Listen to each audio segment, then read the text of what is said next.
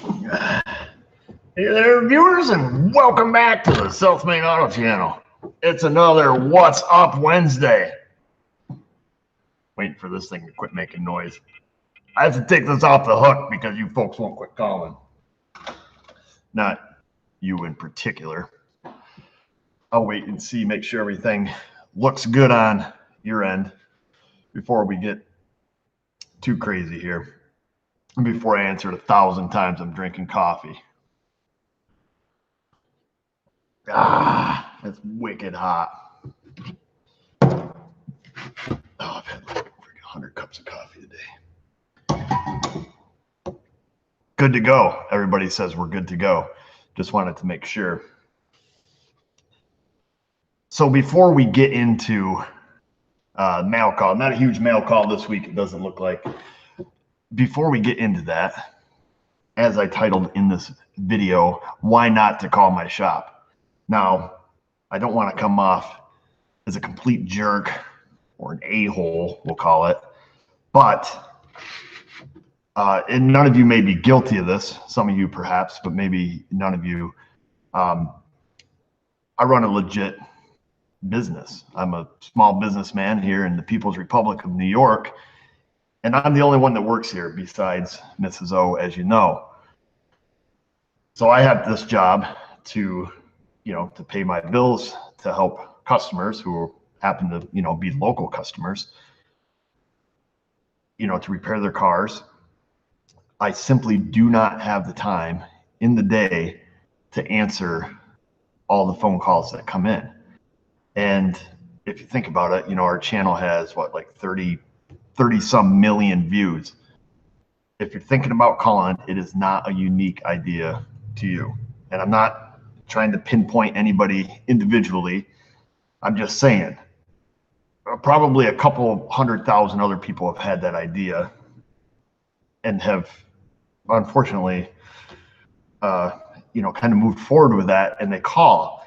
And I am not the automotive Moses. I'm not an automotive Houdini, and I don't have a crystal ball. I don't have a holster full of silver bullets that when you call and tell me that your car doesn't start and that you've done no testing, no nothing, I can't tell you what's wrong with it over the phone. Even if you take the phone and you hold it really close to the car, I still can't tell you what's wrong with it. I'm not magical. I don't possess any magic powers. And I don't memorize every single repair that I do and know the answer to every single question. I simply cannot handle the phone calls. And it's gotten to the point where, and this is my own fault. When I started the YouTube thing, it started out as a silly, like, we're going to make some videos. Me and friends were having some fun, whatever. At that point, had I known that our YouTube channel would have grown and expanded to what it is today, I would have had an alias. You would have been calling me, Jimbo or something, working at wherever I chose, back shop, road, whatever, hillbilly shop. And no one would have ever known, which is what I should have done, but I didn't. It is what it is at this point, but all I have to do, so at this point we had to have an answering service now that very politely tells people exactly what I told you. I run a full-time business. This is my livelihood. This is what I need to do. This is what sustains my life. This is my income. This is my job. I don't call you at your job. And I'm not opposed to people calling who want to set up an appointment to, have their car fixed. I'm not trying to discourage that. I mean, as a matter of fact, we have I don't want to say quite a bit. We have had traffic from YouTube where people have come and they've gotten their cars repaired. I have zero problems with that whatsoever.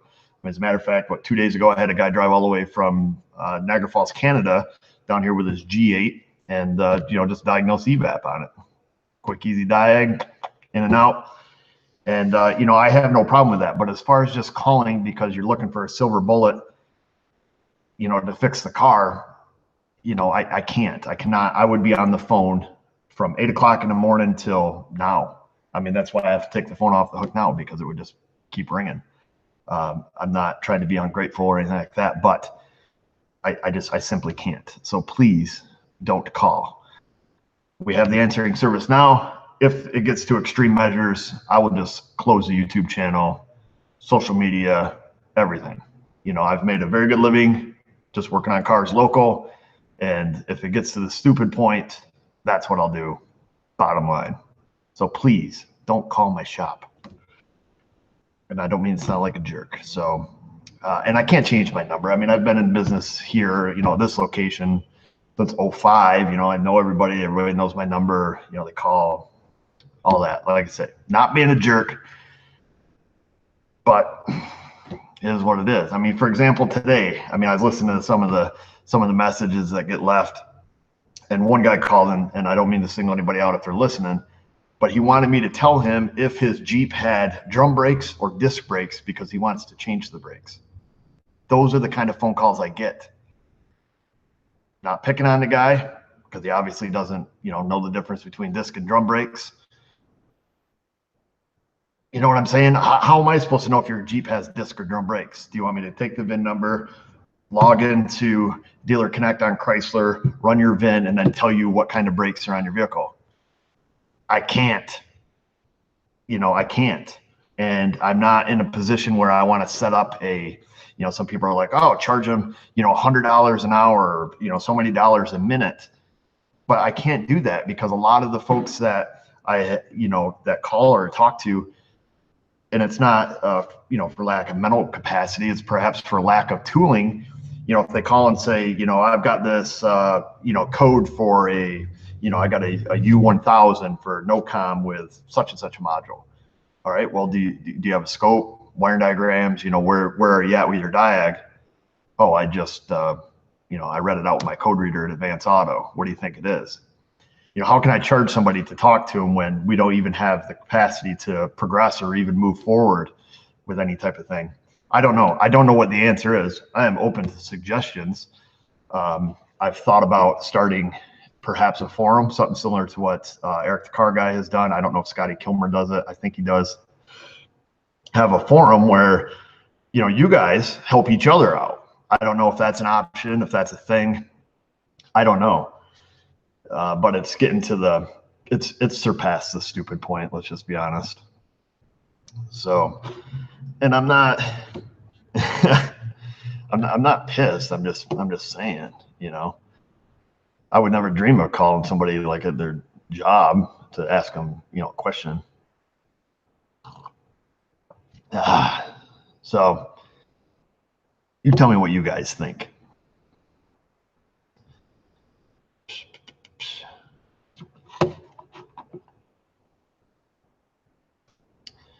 Oh, Toys R for Boys sent you an email about how to offer forward calls outside of New York, New Jersey, wherever, voicemail box explaining issues with people calling the shop. I look forward to that email. I'll definitely read that. Thank you.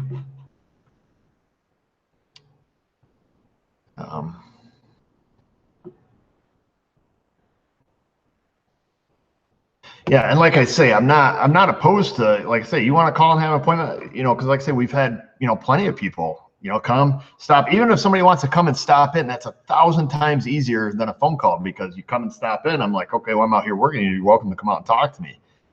You know, I had 3 guys stop in the other day. You know, just, you know, come out and hang out. I'm not opposed to having people in my shop as long as they're not wackos.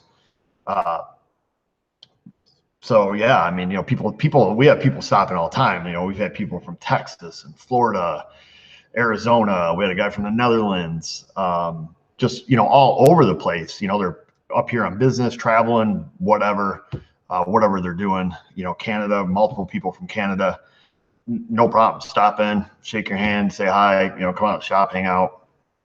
You know, whatever. That is a bazillion times easier than a phone call. But you know, when we're trying to talk to customers on the phone, and the other phone lines, you know, blaring off the hook, you know, it gets wicked annoying, to say the least, without saying swear words.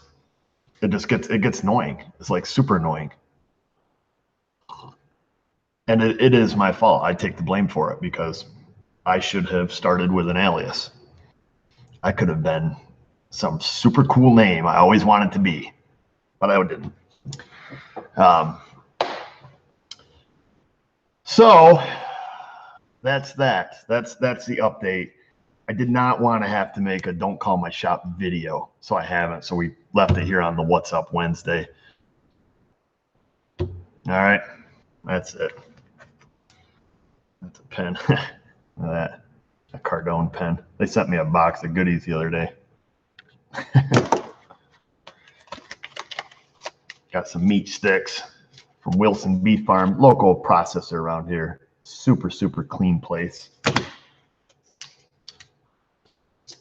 Yeah, famous people problems. I'm not famous. That's what I don't understand. You know, you guys, I'm just a regular old mechanic. Well, not old, but regular middle-aged mechanic, we'll call it. Does a pen work? I don't know. That's a good question. It does. Right on my napkin.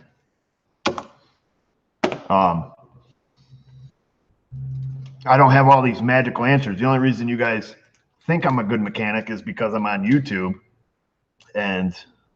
but there are hundreds, thousands of much better mechanics than myself. They're just not on YouTube. That's what it comes down to. That's the bottom line, and that's the truth.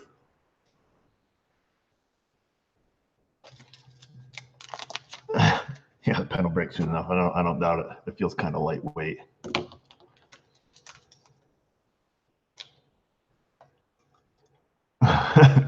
Put the phone on the hook and see who calls. It'll probably ring in less than a minute.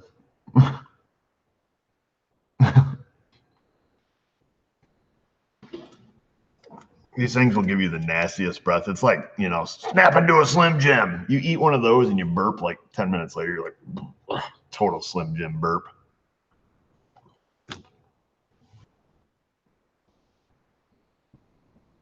Slim Jims and coffee. Turn it into a call-in show. Yeah, that's super difficult too. You know, I've thought about that. You know, have it. Let's see. Rick Anderson says he's got a toothache. Should he use vice grips or Big Nasty?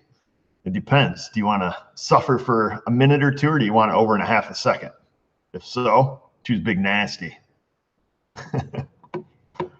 Oh man, can you imagine taking a tooth out with an air hammer?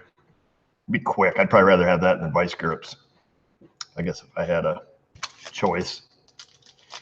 So yeah, if somebody calls in, you know, let's say you call in and you had a technical question. Try to think of one. You know, you had a oh, thank you, Jane. I don't know if that's how you say it. Janie, G-J-A-N-N-E. Appreciate that. You know, let's say you called in, you had a technical question. Let's say you had a code, you know, a circuit code. Let's say, oh, like today I had this Ford Escapement over there. We did a video on it this morning. Circuit code for the Gen Com line on the alternator. You know, it was just Gen Com line low. That was the code PO625. Let's say you had that code and you've pulled the codes, you've got a wire diagram, but you're not sure what to do next. And you know, you did call in. Well, right off the top of my head, I don't know, because I'm going to have to look at circuit design. There it is. I knew they'd call. What we'll do is we'll hang up on them. We'll take the phone back off the hook. There we go.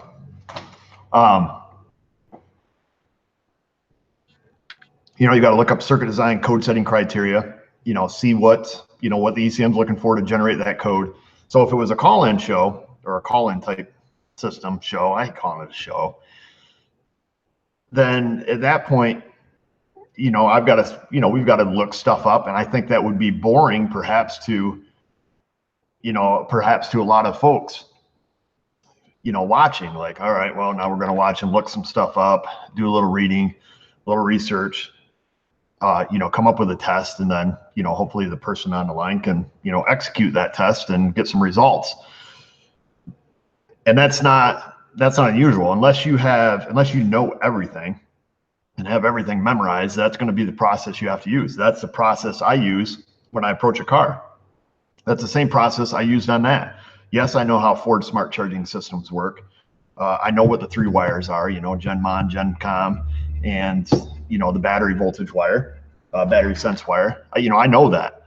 I don't bank on it. I look it up, see what code setting criteria is, come up with a plan, you know, write on my wiring diagram. Okay, we're going to, you know, it has a problem with this wire, or that's the circuit that's being indicated by the code. we're going to check this for short to ground, short internal in the alternator. And then, you know, we're going to loop the 2 wires together to make sure that the commanded versus the actual with the alternator unplugged matches. And then I'm going to move on. You know, that's what I did. But, you know, again, I had to look it up. I sat here for, you know, 5 minutes, figured out my plan, fixed the car in 30 seconds. But that's how it works. 80% research, you know, 20% doing. Hopefully that, I don't even know what the hell we're talking about anymore. I'm embarrassed I had to make this video.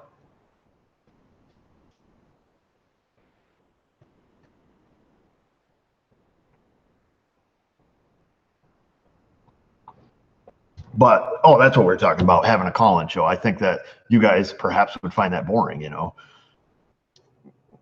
I don't know. At least I probably would. I wouldn't want to sit there. I don't know. You guys sit here and watch me eat stuff and drink coffee. But let's move right on. I'm missing all the comments over here. They're going by all zippy zap. Let's see.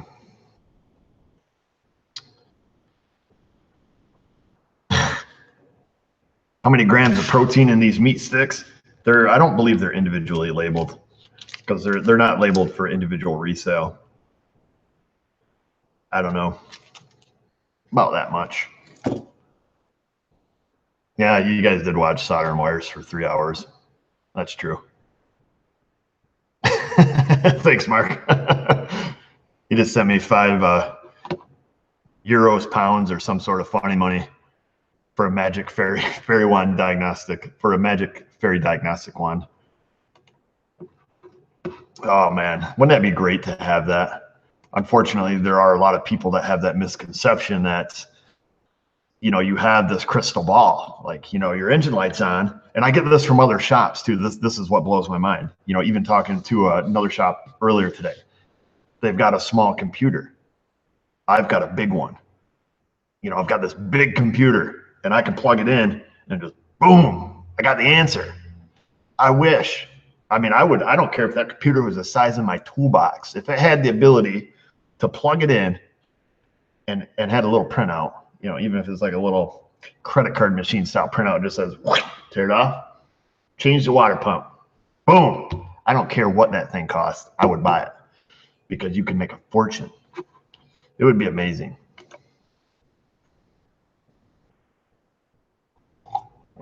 DVD DMC says he's going on a 300-mile trip. Basics to check using an older vehicle. Where to begin? I guess you can go full bananas, you know, on it. You know, everything from fluid leaks to, you know, steering, suspension, ball joints, tie rod ends, the whole spiel. I guess if I knew my car was maintained, you know, as to the best of my ability, you know, all my fluids were in check, I typically will give them a once over, you know, pick them up on a lift, and I'll go through, make sure, you know, I have no broken springs, you know, wiggle the front end, excuse me, beef stip, burps, wiggle the wheel bearings, give a glance at all the tire treads, make sure there's not some broken belt sneaking up on you, you know, some kind of odd wear pattern that started from last time you looked at it. And at that point, you know, just check my oil, fill up my washer jug, and then check kind of like, I don't want to say like, you know, the creature comforts, but, you know, make sure you got good wipers on it. You know, this is assuming you don't see any like, you know, major leaks starting to develop, like, you know, power steering or something before your trip. You know, I check my tire pressures. I'd also, the biggest neglected thing is I'd make sure I had a good spare. You know, do I have, you know, is my spare full? Do I have a jack? Do I know how to use it? Because believe it or not, that is a thing. You know, do you know how to change your spare tire? I do that. I always keep a crash bag in my car, you know, so like your railroad flares, blanket, emergency protein bars, you know, stuff like that, zip tie, knife, handgun, that kind of stuff. I guess it really is going to depend on the car and how well it's maintained, how much you check before you go on a 300-mile trip. That's really not too awful far. The SoCal Realtor. Appreciate that. Thank you. And Andy C32. Duct tape. Yeah, carry duct tape. Got duct tape in my crash bag.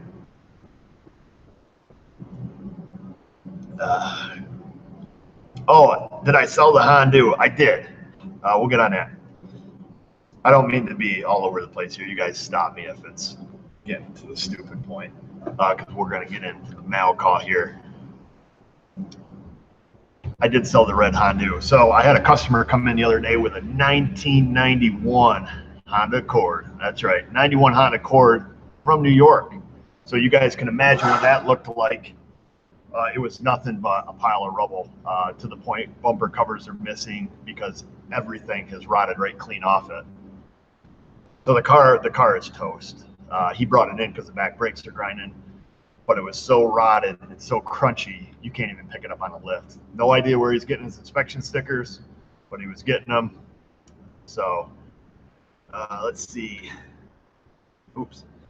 Steve H says, F you, Erico, you're poop. Well, thank you, Steve H. Unfortunately, somebody just banned you. Solid Diagnostics, he popped you. Be mad at him. But you're poop too. We appreciate that. So he came in with this 91 Accord, complete rot box, and was in the market for a new car. You know, obviously after seeing this, guy doesn't have a ton of money. You know, the price range in which he was looking at cars in my opinion, I've looked at a lot of cars in that price range, you know, that $2,000 to, you know, $3,500 range. You're not going to find anything that's, you know, turnkey, not going to cost you a fortune in the first little bit, unless you do a lot of looking. It can be done, but, you know, off the cuff, you know, it's going to be difficult. So I sold him my Honda, which, you know, I've put all together. You know, I told him, you know, it's got brand new brakes all the way around. Of course, I put the engine in it, did the head, valves, guides, you know, time belt water pump. You know, it's got a brand new factory Honda battery, and, you know, factory battery cables and everything. Every little clip, bolt, anything that was missing was replaced. New fender liners, the little splash shield under the fascia, everything. You know, air filter, cabin air filter, training service. You know, I went right through it all. Power door lock actuators, new keys, fobs, the one new door lock. You know, you name it, all the dash lights all been repaired. So I made him a great deal on it because, you know, he's a nice guy. He needs a new car. He needs something reliable in that price range. So yeah, so I sold it. So he's probably gonna get it towards the end of the week. So I'm back to driving the Tundra full time. Oh yeah, and then we did the fancy LED light upgrade. Duh. Brian N says, I have a lot of fun watching you troubleshoot and learning the way you think. For specific problems, people should look for the brand forums. That's a good suggestion. I'm not a forum guy myself, and I don't know how much value there is in them. Perhaps, as Brian says, you know, particularly I think he's probably onto something here. If you're looking for a silver bullet, what better place to find one than in a forum? You know, guys have fired the parts cannon, you know, on full auto there, so perhaps you can find what fits your symptom and no diagnosing and load it up and shoot away. Good suggestion. And BW Renchi says, oh, he's $5 Canadian for stress relief. Thanks for all you do for us. I appreciate that. Mr. D, won't say his real name. But yeah, IATN, fantastic.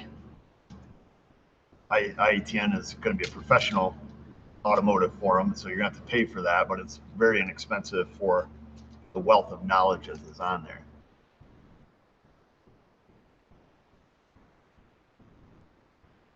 How's the Lambo treating me? Let me show you. Let me get her wound up. Dee-doo, dee-doo. She's still treating me good. Got it right there.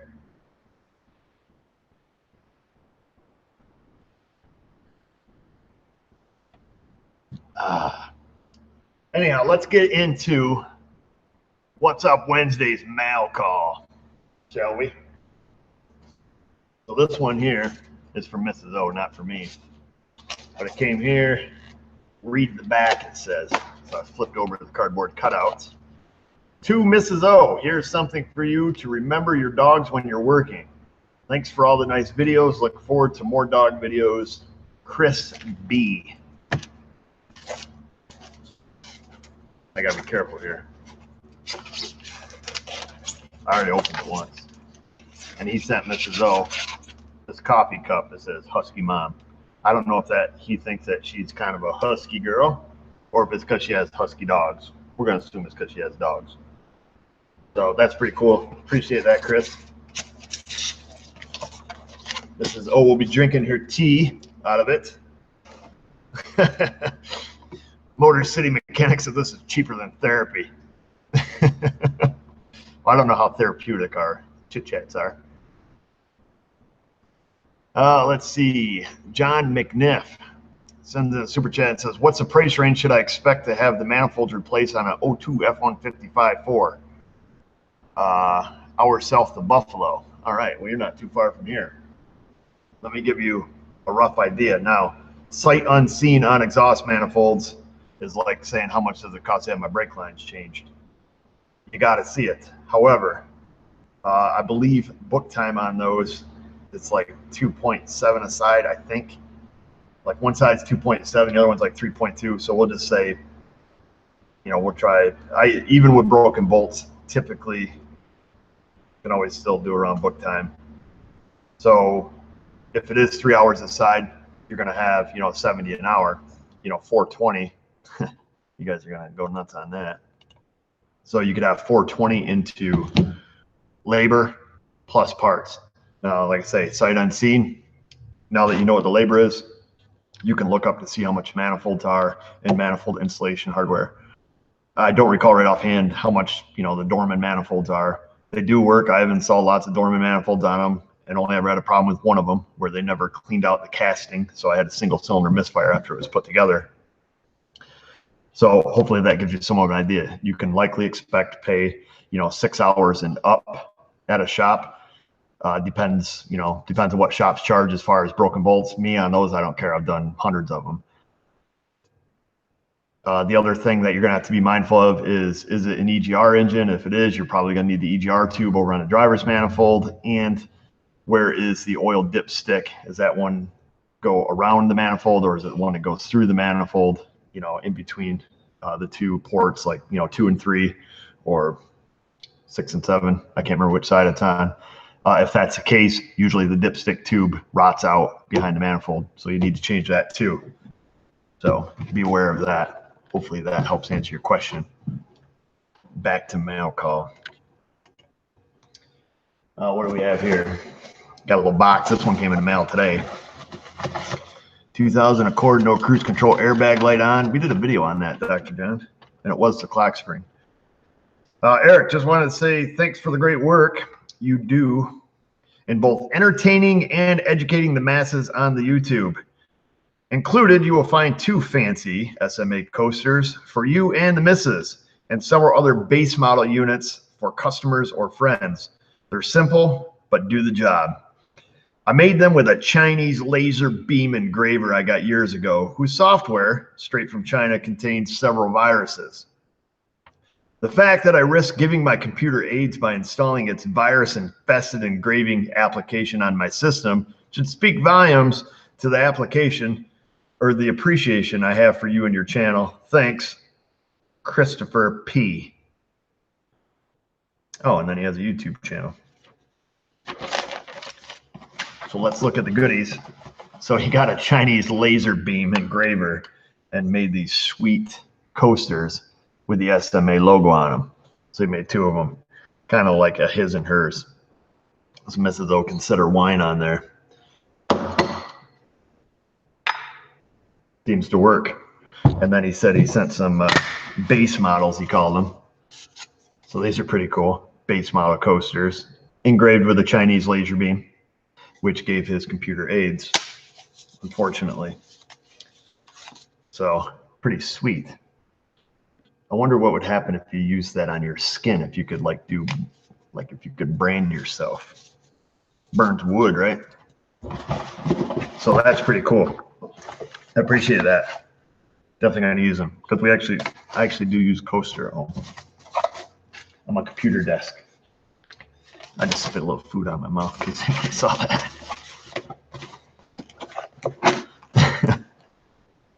So there's that, and then we have another one here. This is from Roger and Nancy W. And there's nothing in it. Oh, here it is. Yeah. Oh, okay. So this package was in this package. From Roger and Nancy W. All the way from Georgia. Georgia. I don't know if that's how they talk in Georgia. Let's see. Roger and Nancy W. from Georgia.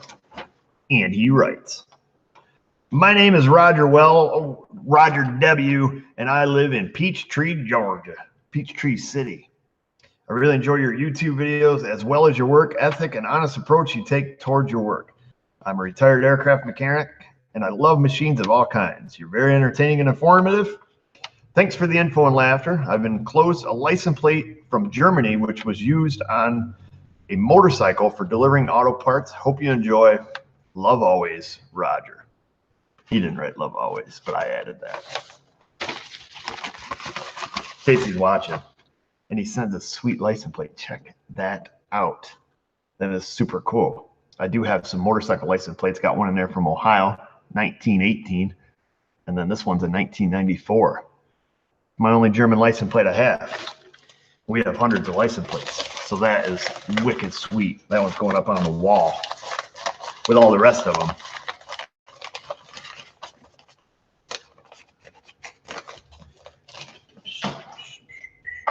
And last but certainly not least, I got this package. It came from the Candor Trading Corp, but it had no originaleuro.com. So I'm assuming somebody ordered this, but there's no letter or nothing in the bag, so I don't know who to thank for it. Boom, look at that. Straight up Euro plate. What? So it's my first Euro plate. I do have one from Australia, which is similar, but they're a little bit shorter. But that is wicked sweet. And the only thing I did notice is how the heck do they mount these on the car? There's no holes. Do they go into a little holder? I'm not sure. Perhaps some of you folks from across the pond can answer that. Digsby says, my son says you won't say hi. Hello, son. Burn, proved you wrong. Euro plate. Yeah, that's why I thought it was pretty sweet. You have to drill your own holes. Are you serious, Jamie? Is that legit? You do have to drill your own holes? Lick it and stick it. Double-sided tape. Holder or glued on? Really? Are you serious? Are you guys being serious? Let me see. They slide into a standardized holder. Oh, okay. Huh. Yeah, they use a holder. W.U.W, gum, all kinds of answers. Skit plater? No, you do not. Google skit plater. All right, I'm going to do some Googling.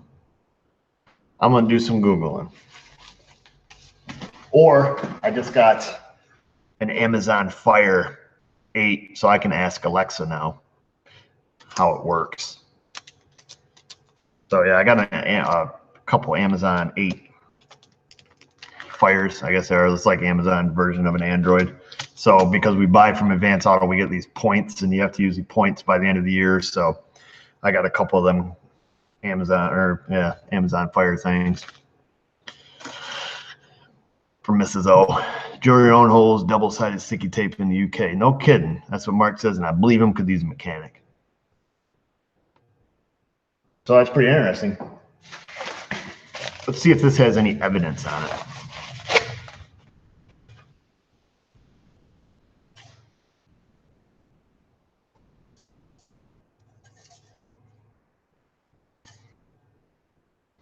I don't see any evidence, any residue.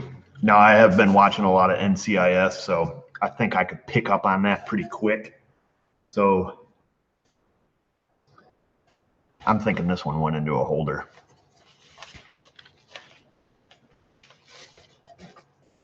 Yeah, I do already have a license plate from Nova Scotia and Saskatchewan.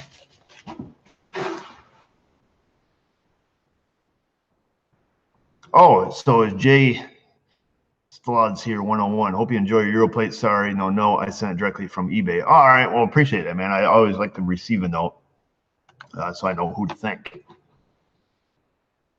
That's super cool. It's the only Euro plate I have. What was I going to say?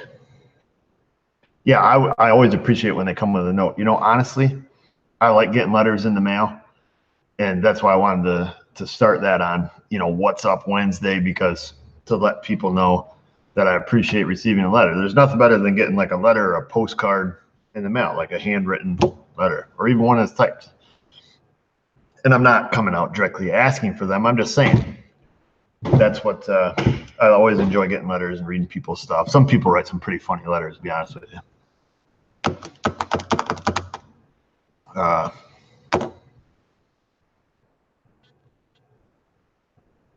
Do I have a license plate from the Netherlands? I don't believe so. We've got quite a few states, and our oldest one we have, well, I've got a 1921 New York plate. I think our oldest one is 1908, I think. And you know what? This one guy, he pissed me off a little bit because I had a matched pair of 57 New York plates, and I'm not like a collector or anything, but I knew this guy had a 57 Chevy, and you know, so, and he had some plates on it, like off of 63. He got some permit to put these plates on it, whatever. And then he's seen I had a pair of 57s, a matched pair. So he's like, well, would you trade me, you know, my plates for those plates? You know, I'd really like to have them on my car. So being a nice guy that I am, I was like, sure, yeah. You know, I have no attachment to them. I know that was a great year in automotive history, you know, the body style changes and everything that was coming out of that period. You know, 57, 58, you know, I mean, things were just, especially in General Motors. So I was like, yeah, sure. So, you know, we swapped, you know, took them off the wall. Here you go. You know, it's cool. You know, I'm glad to see you got them on your car. You know, now you can drive around in your 57, some match plates. I thought that was pretty cool. I'd appreciate if somebody did that to me. The son of a B put them on there so he could get more money out of it when he sold it the week later. That burned my biscuits. You know what? If you're freaking selling it, I ain't gonna ramble on about it. I just thought that was pretty shady. You know, it come in this old guy giving me this story like, hey, buddy, that's, you know, I just want to drive around my car. And, you know, I thought it was pretty cool just to find out the prick just wants to get more money out of it when he sells it. So that's what you get for being a nice guy. I thought that was super shady. I don't know what you guys think. Maybe I'm looking into it too far, but you know, come in and tell me all these sentimental stories about you and your 57 and stuff like that, and you know how great your car is and all this stuff and how much you love it, just to find out that you could get several $100s more with a match set of 57 plates on it. If you told me straight up, I probably still would have worked a deal with them, gave them a great deal, and I'm like, you know what, I'm never going to put them on a 57, but don't come in and freaking lie to my face.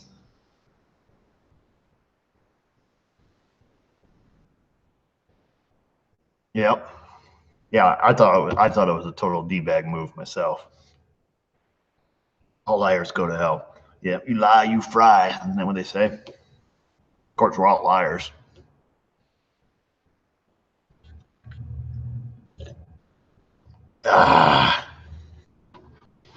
Remember, if you say naughty words, they don't show up. Just FYI. So, you guys that are calling me an a-hole, it's not showing up. It automatically hides naughty words. Yeah, BW got it.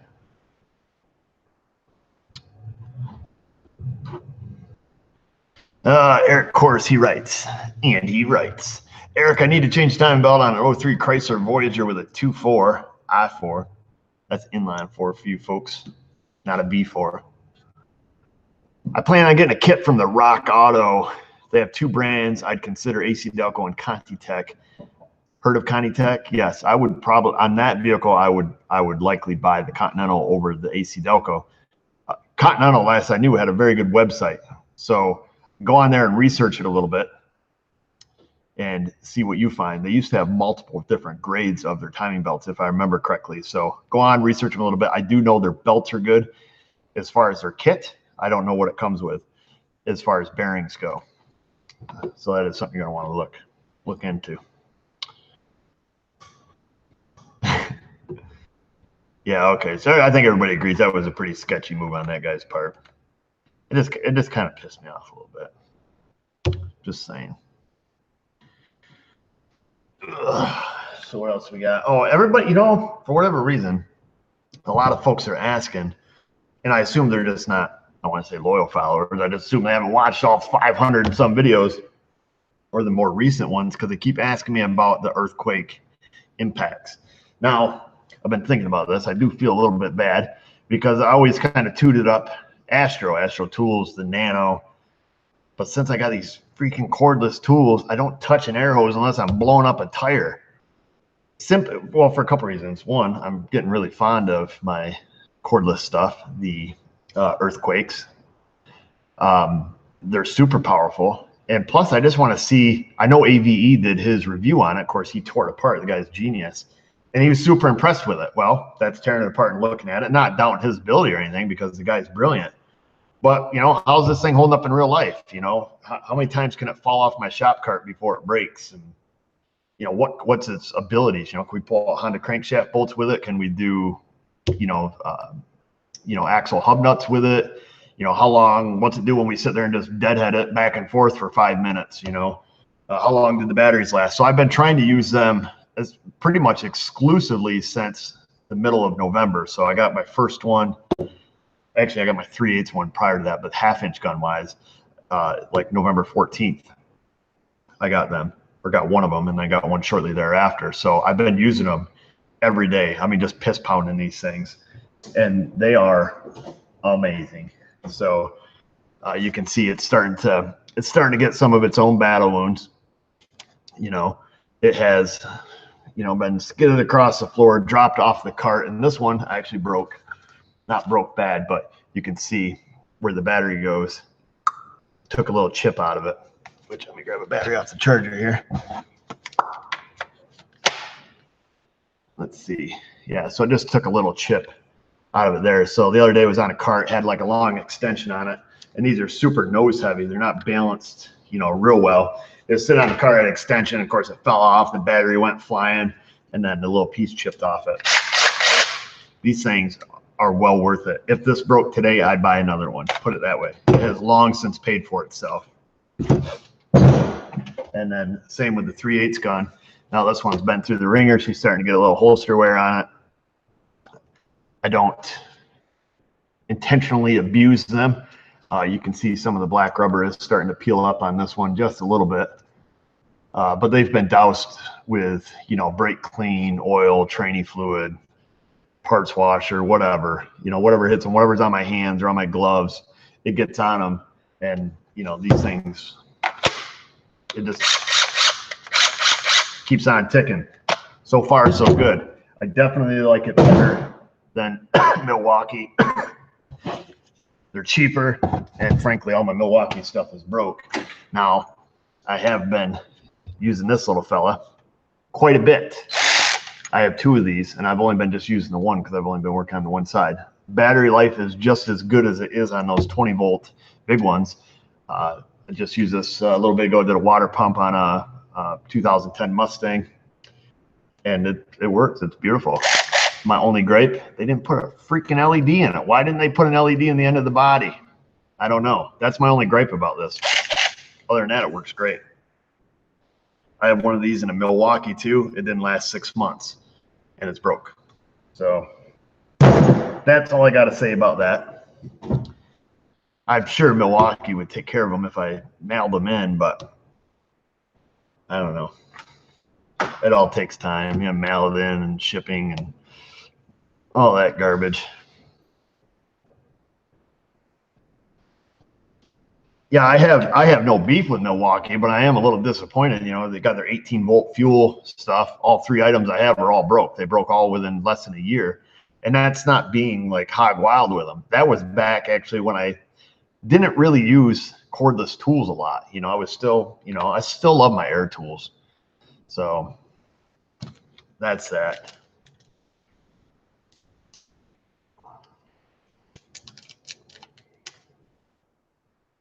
So everybody who wants to know how the earthquakes are holding up, I get that question so much. They're holding up good. I'll let you know when they break. You'll be the second to know.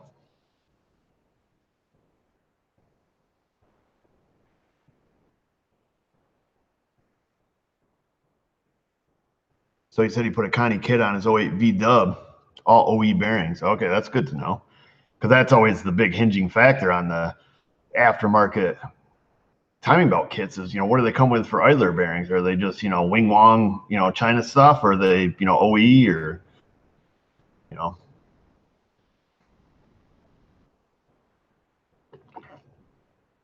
Oh man, my coffee's just about beat.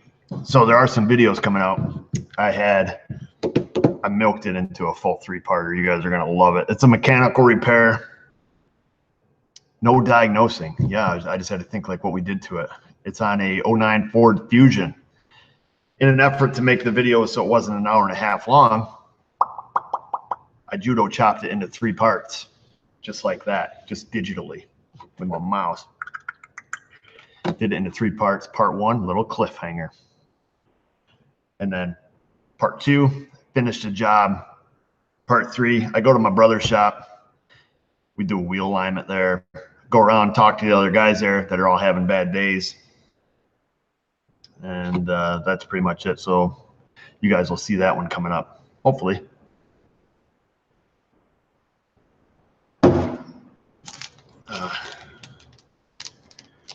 The little Astro wrench, you don't use it anymore. Why?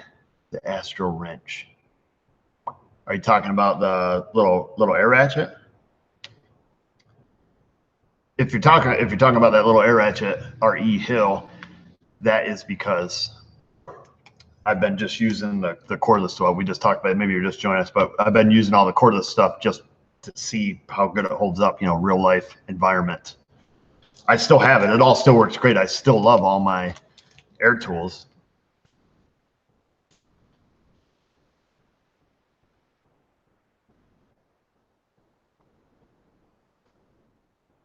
What's one tool I wish I had?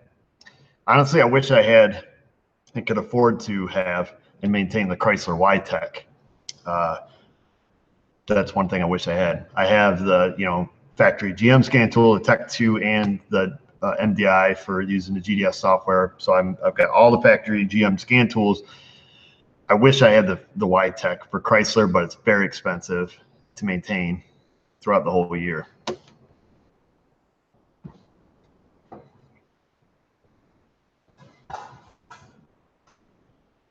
What's my favorite tool? I think we get asked that every live stream, and I always answer it the same way. My noodle, that's my favorite tool. Kay Lou says he or she, Mrs. Big Nasty, where is she? You'll be happy because coming up in parts 1 and 2 of the next video, Big Nasty. And we do a little dumpster diving in that video, out in the old scrap metal bin to salvage some parts off one part to fix another part. You're gonna love it. Brake clean. Do I use the Ford IDS? I don't. When I go and visit Keith, I use his, which is great, but I can get along without that more than I can get along without the Y-Tech. If I had to pick between a Ford and a Chrysler OE scan tool, I would pick the Chrysler Y-Tech over top of the IDS. Am I an NRA member? Yeah.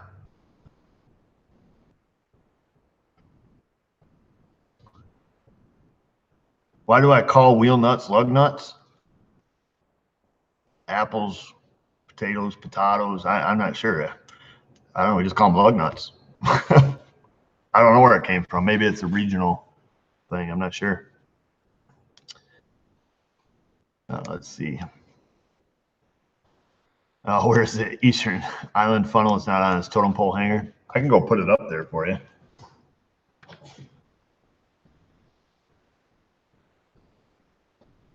We can even, where's my Sharpie? We can even make it magical.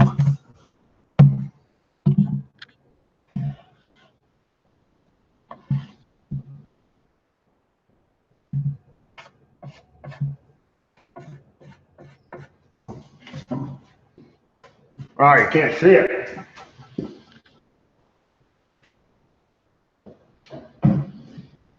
There you go. Sorted.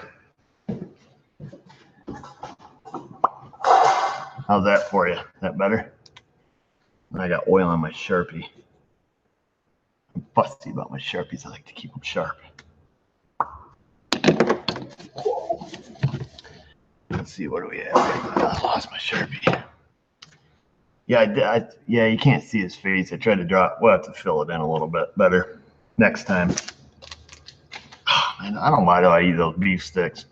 It's just like indigestions. Do I do AC systems? I do. I am EPA 609 certified, which there's another YouTuber. There's this moron that lives down south, and he says he ain't got to be certified, you fool, or something like that. He thinks that there's no laws regarding working on HVACs, so your mobile HVAC units. However, he's going to get a rude awakening when he goes in to buy a 30-pound cylinder that you have to have your EPA 609 number as of January 1st, 2018, because that is the federal law.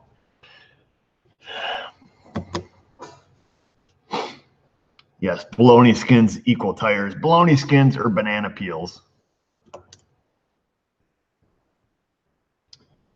Do you use leak detection dye? I do, V.W. Ranchy. Sometimes I will inject some dye into the system. Typically, I can find it with, my sniffer. Not this one, even though it's huge, but my OTC leak detector.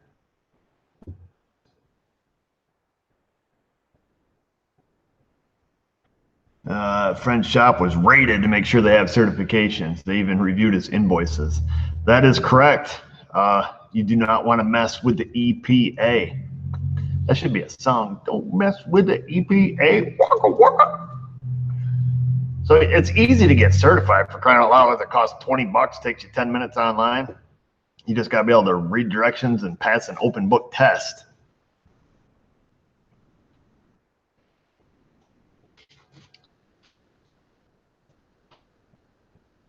You have to be certified for R12, but not 134A cans in the store. Now that's correct. It depends on what size you're purchasing. However, it doesn't make you exempt. It's still illegal for you to go out and just dispatch, 134A system into the air. If you buy, what's the law? Is it anything bigger than a 2-pound container? You need to have your 609 certification. I'd have to double check the laws. But anybody doing work for hire as a shop, you have to be certified. Bottom line, you have to be certified for R22 and 410A. Now, I believe, Jimmy, those are going to be like your EPA 608 certifications. Your 609 is just going to cover mobile HVAC, so automobiles. If you start doing like buses, anything, I think that R22, you'd have to look. You can go around the EPA's website and look it up, because there's so many different types of refrigerants, whether it's, coolers and refrigerators, households, roof mount AC units, stuff like that, all different certifications. But yes, you have to be certified. JB says, have you considered doing a limited run of SMA merch? I have, JB, and I'm actually in the process of checking into FBA, fulfillment by Amazon, where I can send Amazon my swag and they fulfill it. So I have a couple things in the pipe, just trying to get all the logistics worked out, so it's going to be best for you and me. Have I ever worked on a cutaway van or bus? Absolutely. Lots of them, like E350s, E450s, E550s. What is it? The workhorse chassis. I used to work on a ton of that stuff when I worked for my dad.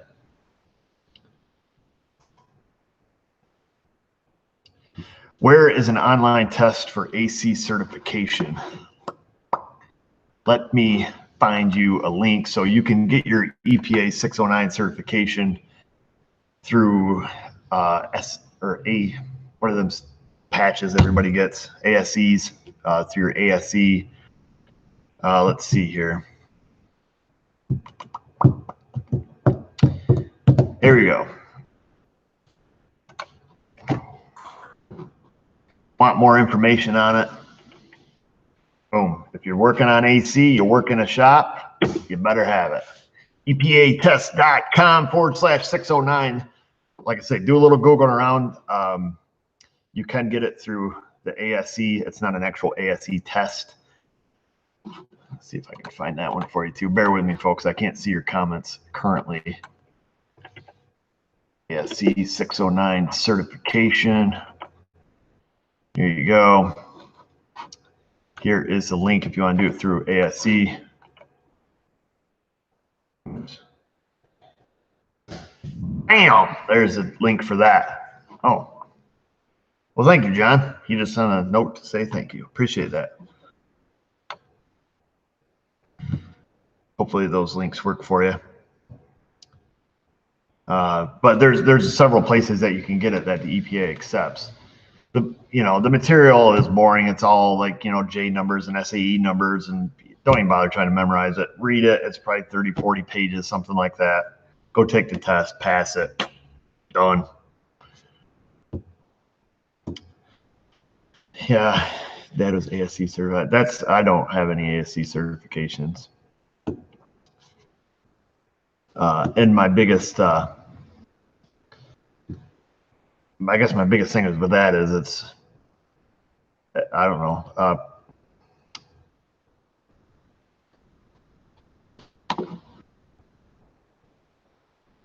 What's that say? Do you AVE knowledge of GPL? Sorry, Maxim. I guess I don't understand your question. Do you AVE knowledge of GPL?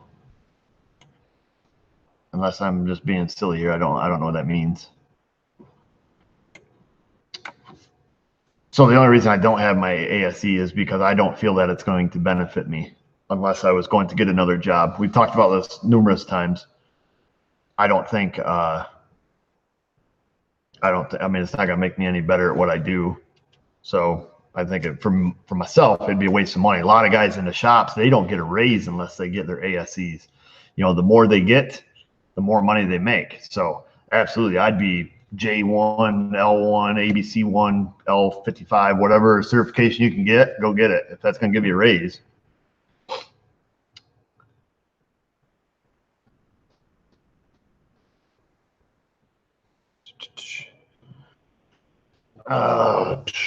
What time do I go to work in the morning? Anytime between 6 and 8. I mean, you have to be here by 8 and have doors open. Sometimes I'll come in early. I've came in, 4 in the morning. Depending, you wake up, you can't sleep, you just come in. There's always stuff to do. Today was a complete show. Friggin' disaster. Cars parked out on the street and every place else, and had one towed in. Got one sitting out there that's towed in. And then I got to get a hold of the guy that with the Honda with the heads, the one that, hit the valves. I pulled the heads off for him that same day, and I haven't seen him since. He was supposed to take them to the machine shop and get them fixed. I don't know where he is. I haven't heard from him. So that sits in my bay over there. So I don't know. I had to call him tomorrow. I've just been too busy to call him. I just figured he'd bring him back at some point. The small cans will be out of existence. EPA is planning on taxing them out of existence. Good. That's the reason we need refrigerant identifiers, because every ding-dong's out there just grabbing a can off the shelf and all their sealants and stuff. When you go into the store and you buy yourself a can of 134A that has dye and leak detector, and it's a mixed blend, it's not pure 134A, and it has sealer in it, and then you dump it in, and then you work your AC, and then it quits, and you get another can, you do that again, and then you go to the shop to have your car fixed for real, and you don't tell the guy, and he doesn't have any kind of refrigerant guard filters on his AC machine, you just cost that guy a couple $1,000 because it just plugged up the manifold on his AC machine. So I wouldn't be upset if they took 134A off the shelf completely.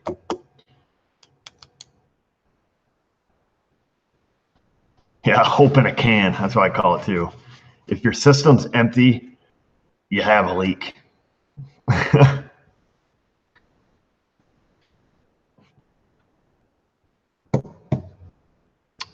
Yeah, it's like fix the flat for a tire. Exactly. Had to change some tractor tires there yesterday. Some little front tires off a Cub. Well, you can't see them. They sit over there.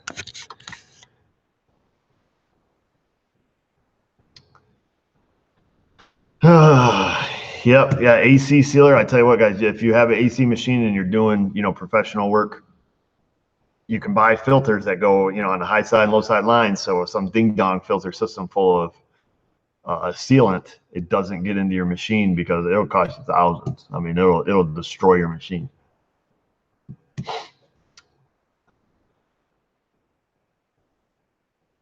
How do you know it kills the ozone? Ask a polar bear. So the 1, 2, 3, 4 YF that has was it GW, global warming product, global GWP of only 2 or 134A, I can't remember. Oh man, somebody's super chatting like crazy here. How do you pronounce my last name? Obrakta. Unless you're a telemarketer, then it's Obachuka or Obrochta. Obrakta. That's why I leave it at O. Eric O. Do you AVE any knowledge of GPL on Ford? I'm sorry again, Maxim. I assume AVE means have any knowledge of GPL on Ford. I don't know what GPL is. I don't know all my acronyms. I don't know what the heck's going on here. Blake. Hey, Eric, how can I DIY find a gas leak on a 4-wheeler? Is there any kind of dyes available for safe use with gas? Well, that's an interesting question, Blake. I would assume I would just follow the drip if it was me. But yes, the dyes they do sell, I do believe they are gas compatible. I have some here for coolant, AC, and engine oil. I'm trying to remember what it says on the container. Maybe it just says for gasoline and diesel engines. I'd have to go grab it. It's upstairs. I'll bring it back, Blake. Hold on. I'm coming. Woo! Good.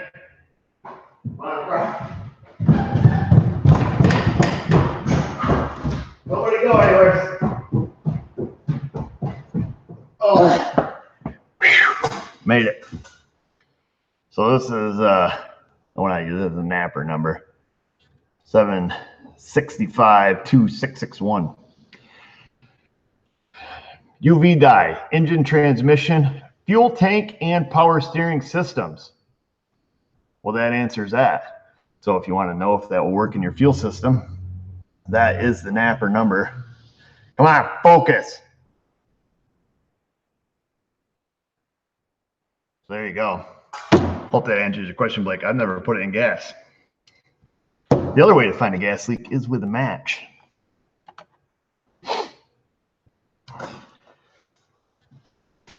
But I wouldn't suggest that. I probably shouldn't even have said that. Sometimes that's my problem.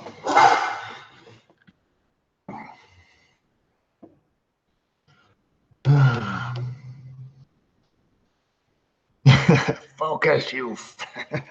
I won't say it. Yeah, I'm not sure, Blake. That's pretty interesting. As to how to find a gas leak. Yeah, I don't know. I guess if you want to use dye, you can use dye. A flamethrower. Yeah, a lighter. Just grab your lighter, down the tank. There it is. Yeah, see now Patrick took it literally. Can't believe I said that. Find a gas leak with a match. Obviously, that's called natural selection if you choose to use that method. Do you need UV glasses with that? They help drastically. The yellow glasses and then the UV light. You're welcome, Blake. Have I ever made my own tools? Absolutely. I got a whole drawer full of homemade tools over there. Stuff has been cut, heated, welded, bent, ground, whatever. Do what you got to do. BW Renchi says to find your gas leak, roll it in flour and look for the wet spot. Oh, LPG, liquid petroleum. Oh, liquid propane gas. I have no knowledge. I've never worked on an LPG vehicle ever other than my forklift. which the regulator quit flowing coolant on it and it started frosting up. That's the only thing I've ever had to fix on that, but that was kind of just like a LPG. Jeez, how did I not know that? You should have put LP gas. LPG, yeah. No, I have never worked on one of those at all, ever. So I have zero knowledge of it.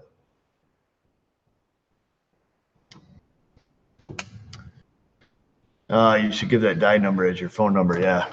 Yeah, give me a call here at 765-2661.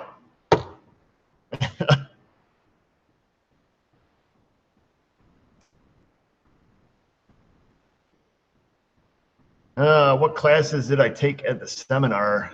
Oh, are you talking about the one in Syracuse? It was awful. Horrid. Like, I'm not going to say anything bad about it anymore. Yeah, 555-5785. There's a Jerky Boy fan. Tech 2 scan tool, do I use it? I do. Eric Mickelson, I believe that's how you say it. Eric M, thanks for making great videos and taking the time to chat with us. I appreciate that, Eric. Thanks for the super chat. And this is part of the reason I do the super chat is to kind of give back to you guys. Just kind of be real. And what else? What else can I say emotional here? I want to hit you right in your feels. Because a lot of people want to call. So I figure this is how we can interact. We won't get back to the, why not to call my shop story. But perhaps, this kind of gives us more time. Now, granted, I can't even answer all these questions, between these and the, 500 messages a day on Facebook and Google Plus and YouTube and all that stuff. It's impossible. It's just 100% possible. I wish I could, but. So we try to do this to, make everybody happy. Come down here, chillax for a couple hours, drink my coffee. You guys sound over here. Jenny, who can I turn to? Jenny, who can I turn to? I know her number. I believe it's 8675309. That's the same Jenny we're talking about. I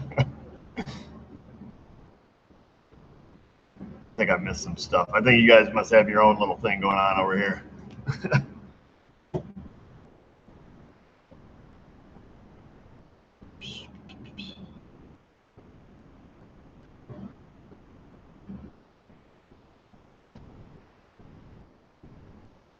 Let's see. Shadow Chaser 2, I think that's his alias. Doing testing on an F-150 with OBD-II scanner that has live feed, but I have no idea what sensor should be reading for voltages. Where could I find a list of what live readings should be? So on that, in service information, you will find, I'm trying to think if Ford does it. I know GM does, where you can actually find, data PIDs and their normal values of what they typically are. I'm not 100% sure Ford does that. That's a good question. Trying to think where to go with this. I've never really been asked that question because it's not something I typically have to look up because we all kind of learn values. But there are certain sensors, like, you look at this, so let's say you're looking at this mass airflow, this one runs in frequency, like, well, I've never seen this before. What's good? What's bad? How does this thing work? The majority, I shouldn't say the majority, all that information we get out of service info. So you can elect to, buy the, the OEM service book for it, or subscribe to like, Mitchell DIY or All Data DIY. So you can pay for just that vehicle, and then you can have all the information you want. That would be my suggestion. Have I ever worked on or tuned any aftermarket turboed Hondas, or are the kids in your area not into that stuff? I think they all want to be into that stuff, Mr. Morals. However, I don't think they can afford to be. And typically, they're not, they're not looking to get her tuned. They're looking to put that turbo on, and they want that, and the anti-lag. That's all they want. They could give a rat's hoot if the thing actually works, as long as you got a pop-off valve. You could give these kids a little inside air compressor, have it going into a tank, and give them a ball valve on it, so every time they drove by some hot chick, they go. That's all they want. They don't care. So, but to answer your question, no, I haven't. And like I said, I think the kids locally would want to be into it. None of them can afford to do it correctly.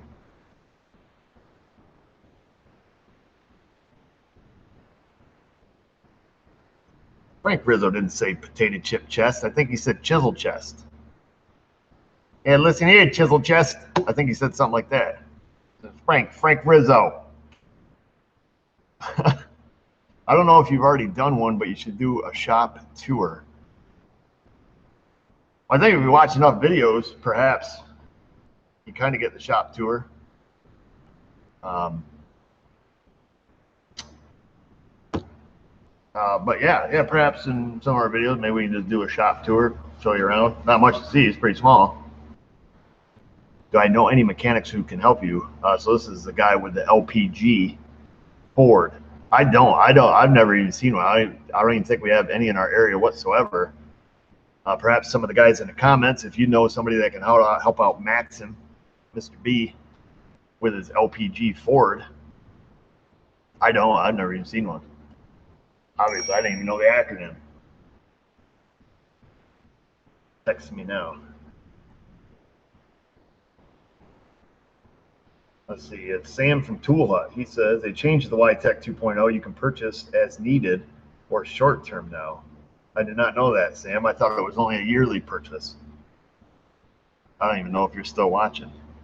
Oh, but that's fantastic. Now we'll have to look into the YTech.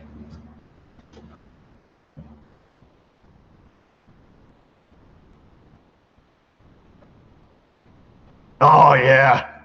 William, you must be way back in the video because you're talking about Tom Hanks and Castaway using an ice skate. So you must be back earlier in the conversation when we were talking about using Big Nasty.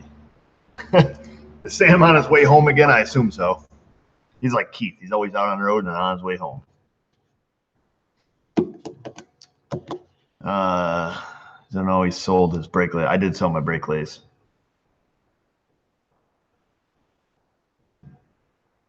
Tiles are always broken. Keith's not. No, everybody's down in Vision. Kansas City. Can I do a clutch as fast as Scotty Kilmer? Are you mad?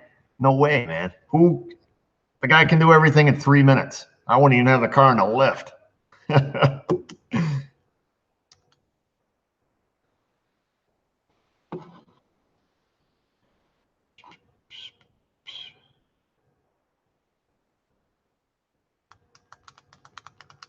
Yeah, check with a forklift mechanic. That's probably a good idea. They do a lot of that stuff.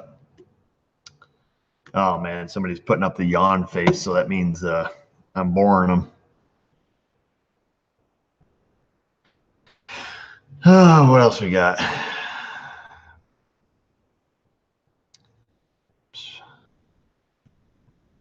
Is it safe to flush an engine with diesel? I don't know. I'm the worst guy to ask about snake oils and flushes and stuff. I've never done any of that. I don't use injector cleaner in the tanks. I don't do engine oil flushes. I don't dump any magical stuff in the radiator. I am the worst person to ever ask that kind of stuff. Supers have the best blow off valve noise by far. You ever rode in a Peterbilt? The turbo's the size of the engine in that Supra.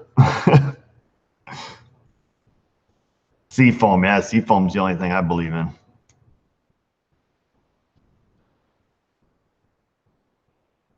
Kerosene works. Yeah, I mean, I like my seafoam.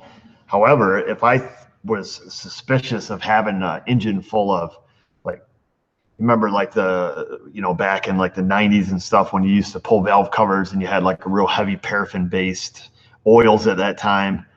and it would be all cakey and clumpy and everything in there. If you get in there and you find something to break it loose, your motor's just going to blow up anyways, because if you get all that crap to break loose and fall in the oil pan, it's just going to plug up the oil pickup, plug up the oil pump, or the filter, likely the pickup tube. It's just going to starve the engine oil. That's my opinion. I've seen a lot of guys get in there like I say, back in the day with the paraffin-based oils, and they'd get in there scraping and cleaning, and all the crap's falling down. They drain the oil, fill it up, start it up, more stuff breaks loose, and end of the show.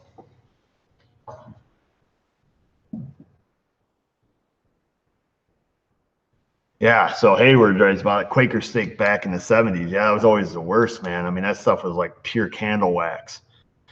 But he says that they used to run diesel in their engines, so it's going to be in the crankcase and with the oil before they'd rebuild them to clean the sludge from the good old Quaker state in the 70s. Now that I would agree with. If you're going to tear the thing apart, assume the rods, nothing's knocking right now. Sure, you can put some kind of diesel fuel, kerosene, something in there. I don't know if I would just do it like on a daily driver right before I did an oil change. I don't know. Don't ask me those kind of questions. I don't believe in any kind of stuff like that. Top end engine cleaner, that's all I believe in.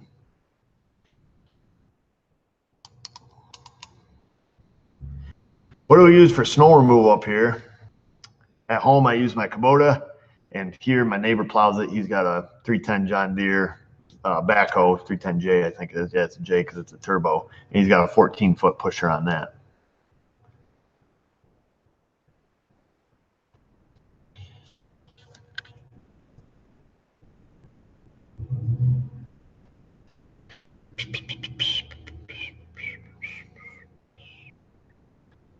Can I explain the state inspections that I mention often in my vids? That would be a good video on a state inspection. They're semi-particular. They're extremely outdated in their terminology and whatnot. I tell you what, I will take and I'll post you a link if you're kind of curious of the New York State inspection criteria. I'll post this here for you. Boom, there you go. If you want to know what's in the New York State inspection, there's a little PDF file for you. DVD DMC, thanks for the trip basics. Thanks for the trip basics. Oh, the S10 is in pretty good shape. Recent plugs, wires, coil, front shocks, new cat, 3 U-joints, rad change last year, and oil changed every season or 2K miles. All right. Well, it's not, I mean, it should be in good shape. Of course, you don't have a magic ball any more than I do. So, do the best you can to keep your car maintained. Hopefully it doesn't let you down.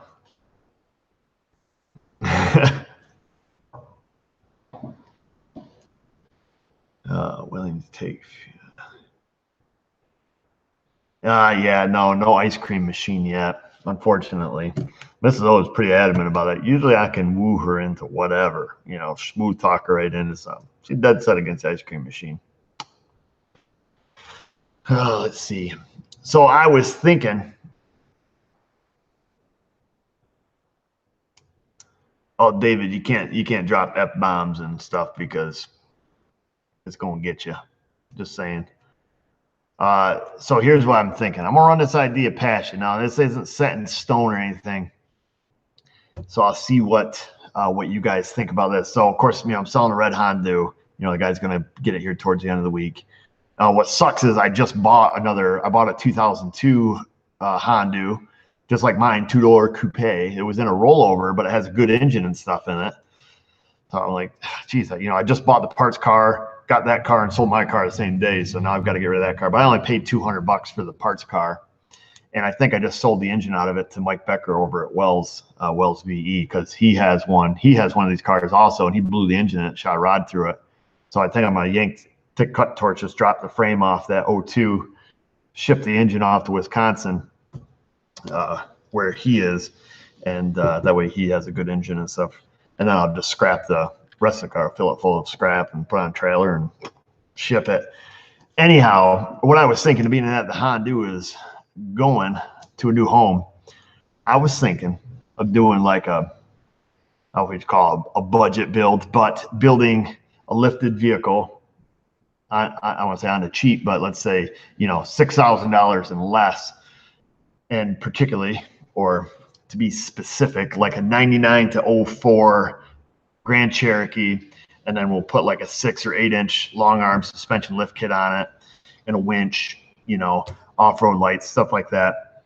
And I was thinking about turning that into some videos of showing, like, you know, how to buy a used car off Craigslist, you know, what we're going to look for, because, you know, we're going to try to buy this Grand Cherokee, you know, Pennsylvania area where it's not rusty, you know, hopefully get it for like maybe $3,000-ish, $3,500, and then, you know, put, you know, wheels, tires, like I said, at least 6 or 8 inch, you know, long arm suspension lift on it, and what you have to do to install a lift kit properly, you know, as far as brake hoses and, you know, parking brake cables, everything else that needs to get extended with it that nobody ever does. So I was thinking about doing that for you know, a project type stuff.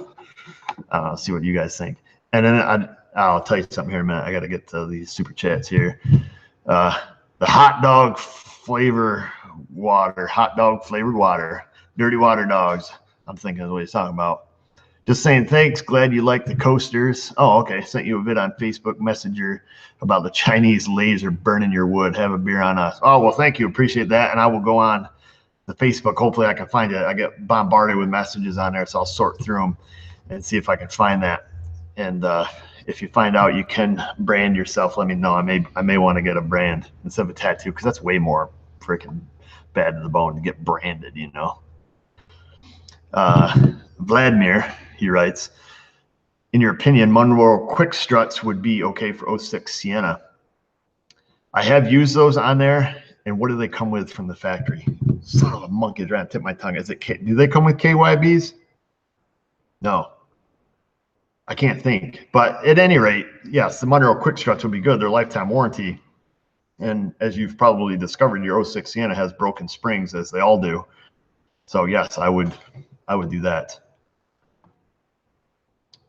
Whereas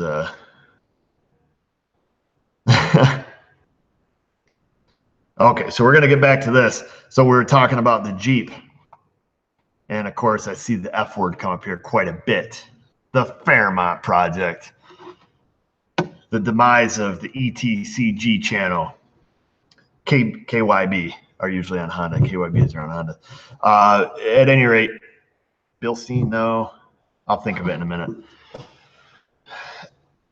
So part of the reason I was hesitant to do all the videos on the Red Honda is because I was just being observant, as I tend to be, on what was happening on Eric Carr's. You know, no disrespect to him whatsoever, so I'm not downing on him.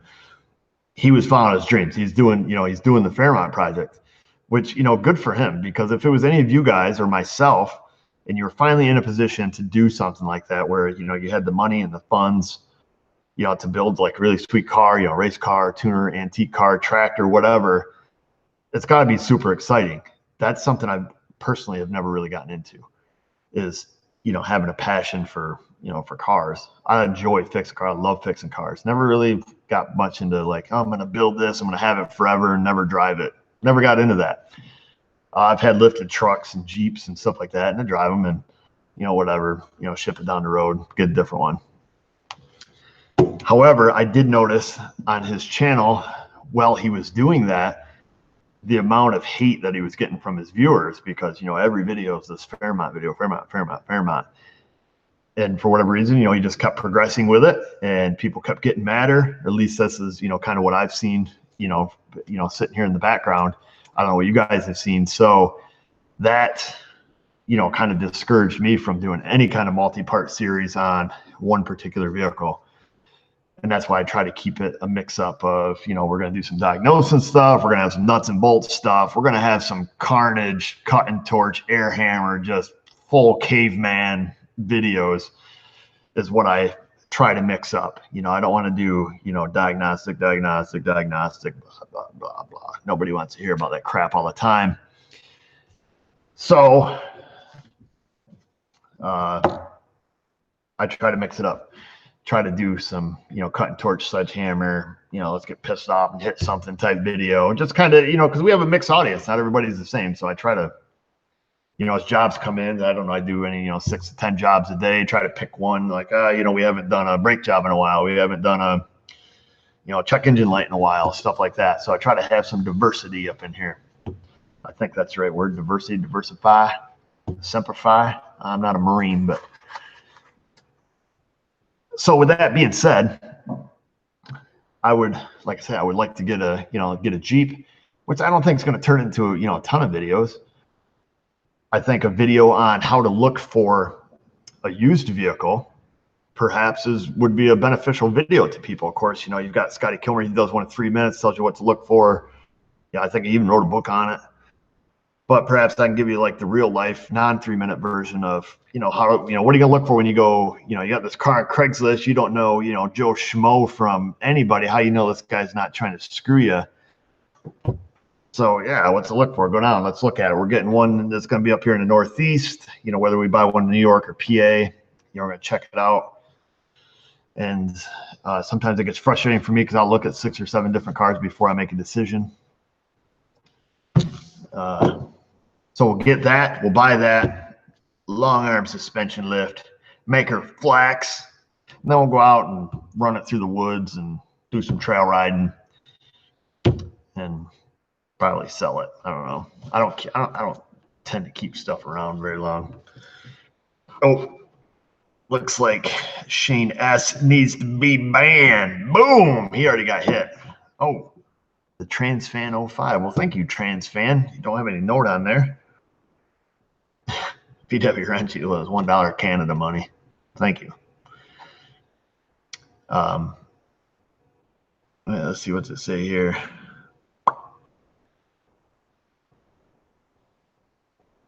Let's do a fundraiser, no to do a project. So I think Ray wants no on the project. Now, mind you, yes, I already do own a 99 Grand Cherokee at home. I'm not big on projects. I do them. I'm not going to turn this into the Jeep Lift Kit channel and have 50 videos in a row on doing this. Split it up, mix them in. Boom. I think that's the best way to do it. What do you guys think? I already got 1 vote for no. If not, I'm going to buy it and do it anyways, whether or not I record it. So I guess I'll throw that out there. It's not going to change my decision on purchasing it, because I'm still going to purchase it. I mean, I got the money I got from my Civic. I'm going to buy it. I haven't had a lifted up Jeep in a while. Of course, now, do I like whiskey? Does a Pope crap in the woods? Is a bear Catholic? Of course I do. So yeah, so I'm buying the Jeep anyways. 99 to 04, I'm gonna buy a Jeep, 6 or 8 inch lift. Gonna put a winch on it. Gonna use it this summer. Gonna be, you know, mall crawler. When Mrs. O drives it, take it out, beat it through the woods with the kids, stuff like that. You know, I'm gonna use it. So I'm buying it no matter what. However, you know, do you want some videos on doing it? You know, if I get some negative stuff from it where people don't want it, then I'll just, you know, I'm gonna do it anyways. Not video, but I'm gonna, you know, jack it up and use it and probably sell it. Yeah, owning a Jeep is a project in itself. That's right. There's a Pope crap in the woods. Oh, did I mix them up? I think it's just a bear crap in the woods. Either way.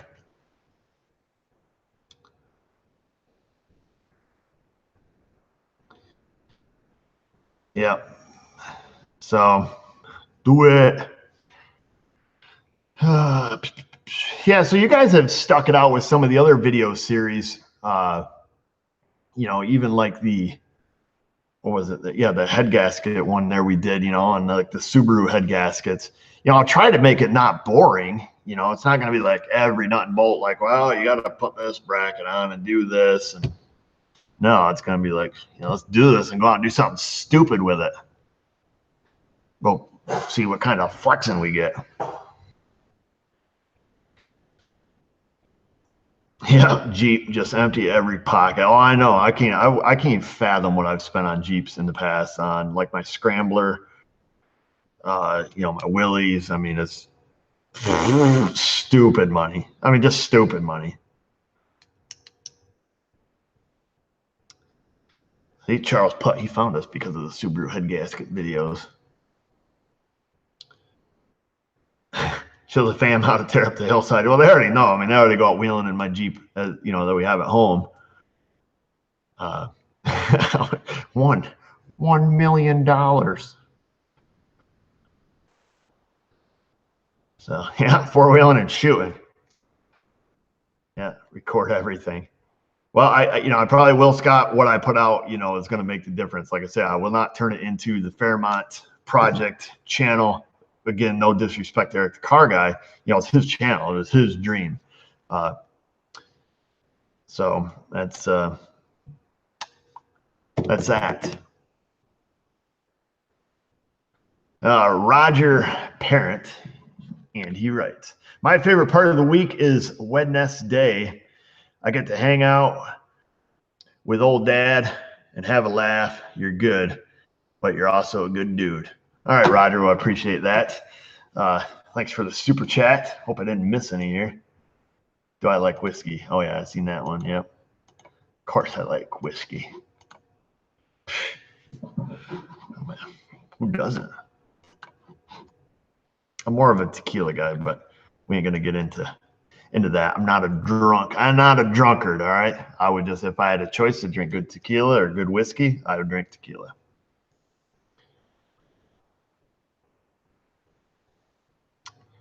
Wednesday. Yeah, that's what's that, Wednesday. Tuber just has a lot of questions. Yeah, just call me. Why don't you? Yeah.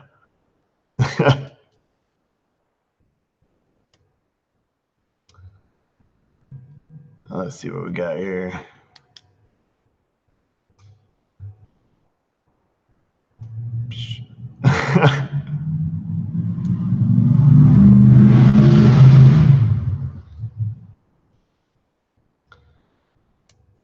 Let's see. I'm drunk and proud of it. Yeah, tequila. Oh yeah, tequila. Oof.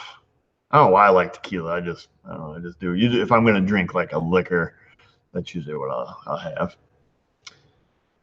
Do we ever hunt waterfowl? Yes. Is Sheba a good bird dog? No. She don't go in the water. She only goes up to her chest. So if we go out duck hunting, Sheba's not the dog to take. But yes, I like to shoot ducks. So around here we will shoot. We'll get mallards. We'll get blacks. We'll get redheads, buffleheads, bluebills,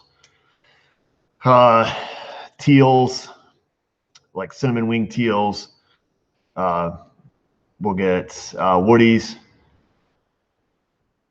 I think that's about it as far as ducks that we get on our flyway.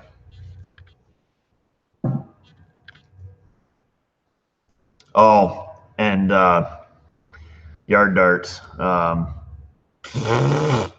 What's a nasty ducks you can't eat? I keep thinking of grackles. Pointed beaks. They're diver ducks. Mergansers. Geez, I couldn't think. They smell like rotten fish. Yep, the old merganser. Goose hunting, yeah. So we'll get Canadians. Occasionally we'll get some snow geese, but usually always Canadians. Hey, Eric, is there any way to get a copy of a service manual for a 14 Mazda 3, as Haynes and Chilton don't do them? If you can PM me where I can get one. I won't PM you, but I will tell you to go to someplace like Mitchell On Demand, Mitchell DIY, or All Data DIY, or check with Identifix, because I have heard through the grapevine that they also will sell like a DIY type license. And it's going to be way better than any Haynes manual or non-factory service manual that you can get. That would be the best I could tell you. Oh yeah, Canadian geese are everywhere. Yeah, we have tons of Canadian geese.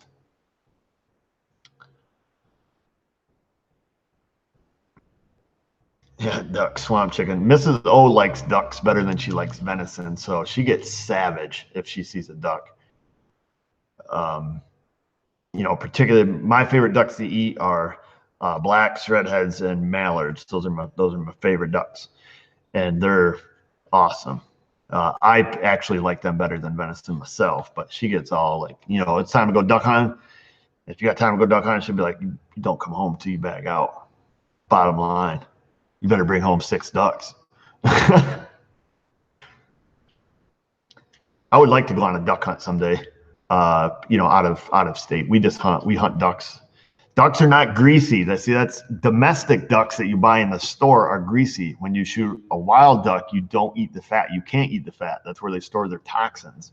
So you don't eat the fat on the ducks that, like wild ducks that we harvest. You don't eat the fat. Now on a domesticated duck that you buy in a restaurant, they leave the fat on, so you get the crackle, the crackling or whatever they call it. And then of course you get, the greasy fat, which is amazing. Brandon F. Ever had to warranty any W.U.W lifters on the old 5.3? Did a set last year, came back January, number 7, exhaust failed, back yesterday, number 4. Wow. No, I have done my share of them, but I've never had to warranty any. So that's interesting. I mean, I assume you're buying OEM ones. You ain't no dummy. Yeah. So W.U.W displacement on demand. So that's your GM multi-cylinder displacement. I guess, Brandon, do they have any TSBs on those? Let's see what, I didn't say what year it was, because I know some of those 5.3s, like 2009, 10, 11, didn't they have that, didn't they have a TSB on them where you had to pull the oil pan off and put the new deflector? I don't know if that was just to keep that number 7 cylinder from fouling out the spark plug. I think perhaps that was. But yeah, gosh, no, I've never had to warranty any of them.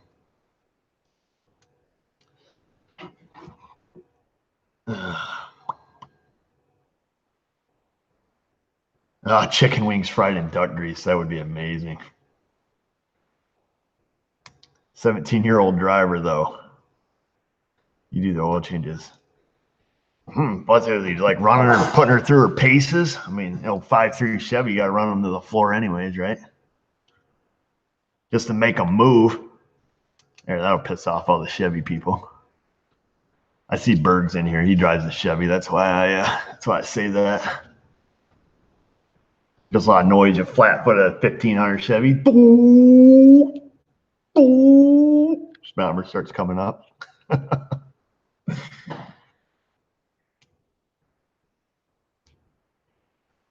Yeah, ducks are delicious. 6-0 for the win.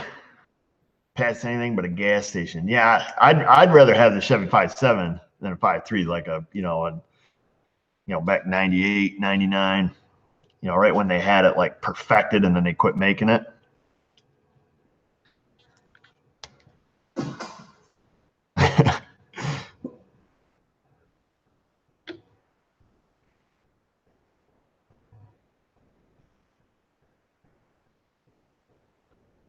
What kind of beer do I drink? We get this question all the time, Yingling. So if I'm just going to drink a beer, I'm going to drink a Yingling. If I'm going to drink anything other than Yingling, I'll have an IPA.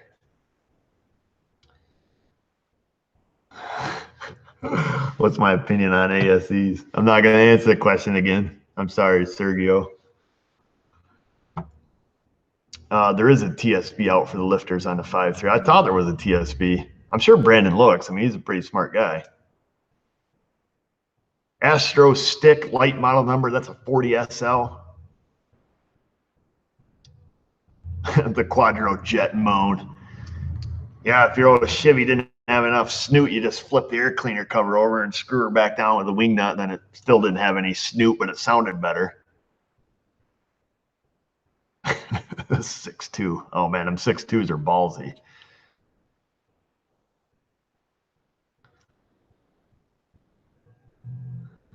Krispy Kremes and tequila.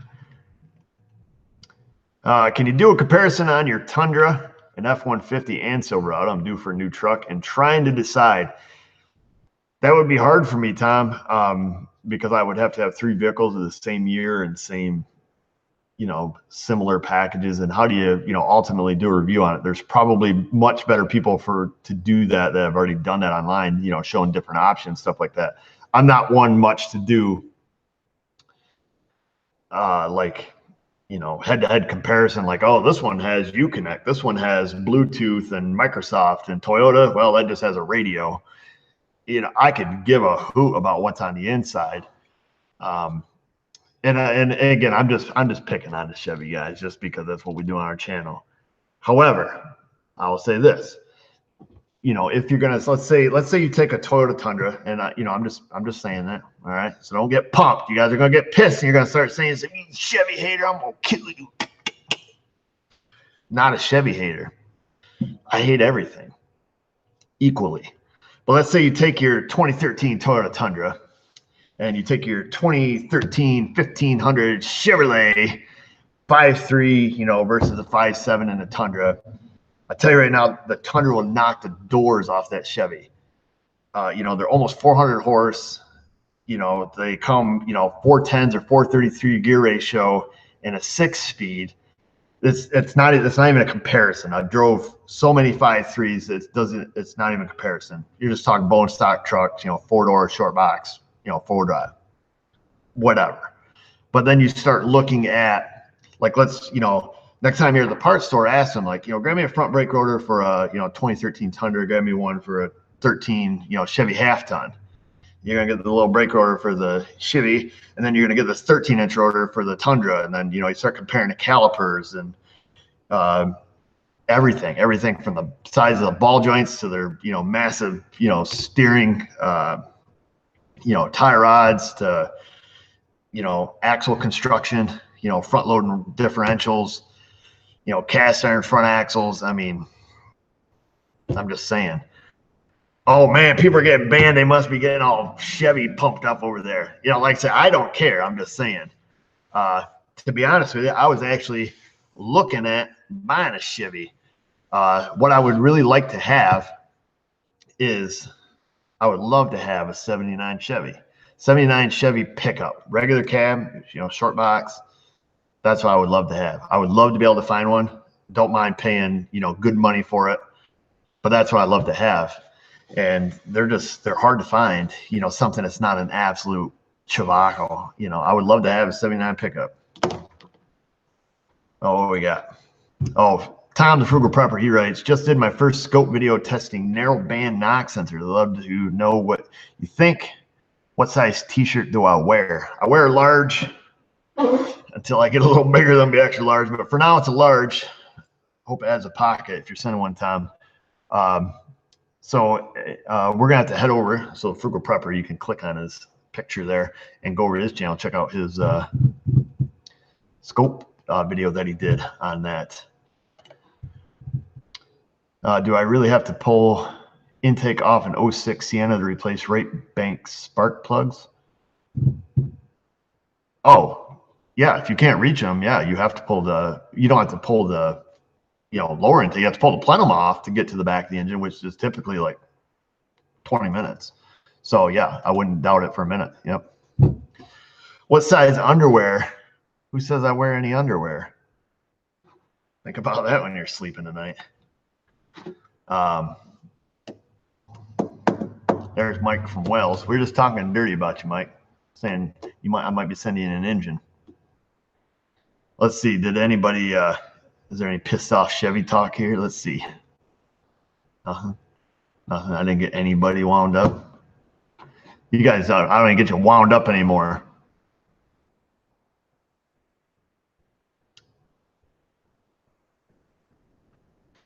Dave Demo says he went from a 5.3 Chevy to a Ford 3.5 EcoBoost. Yeah, that's night and day difference. EcoBoost versus a 5.3 Chevy. Yeah, this Chevy ain't standing a chance against that. Those EcoBoosts, them things scoot. I drove a few of those, and when you put it to the rug, they move. Everyone knows a Chevy joke, yeah.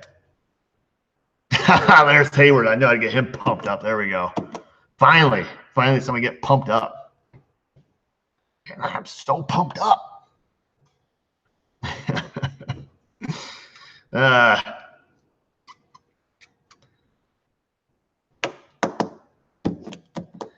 Oh, yeah. See, now Flat Rate Master, he's just getting all nasty now. Saying he didn't break a bolt when he did rear struts. Well, I didn't see the video, so I don't believe you. Here it comes. Now everybody's getting wound up.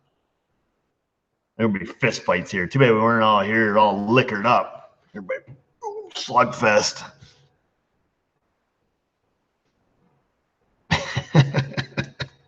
We don't even have like a single rotted frame joke out here about Toyotas. Nothing. Oh, here we go. Here they come.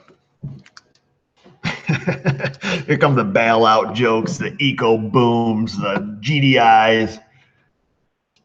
I'll fill you guys in on a little secret. They're all junk when they're broke. Period.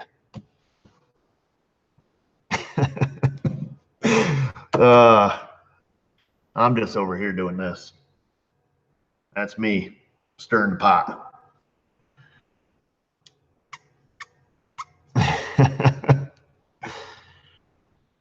Oh, well, it doesn't matter. Like I say, if I could find myself like a mint, not minting it, but semi-mint, really good shape, you know, like I say, 79 Chevy, 4-wheel drive, I would probably even take a C10 in that year, just because, you know, that is something that I would likely, you know, put together and, you know, keep it forever. Forever. Oops, let's see. I don't even know my own password. Oh, it's Mr. Keith.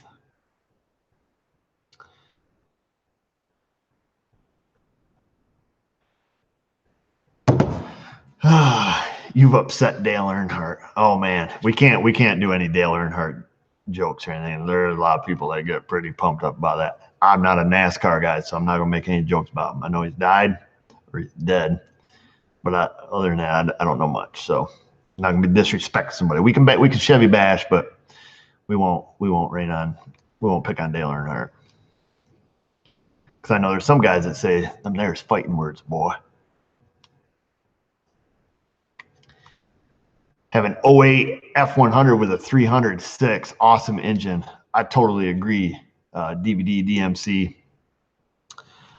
The 306 was a fantastic. All the inline engines are great engines. The Jeep 4.0, was it the 248? What was it, the 4.2 that Jeep made, or AMC?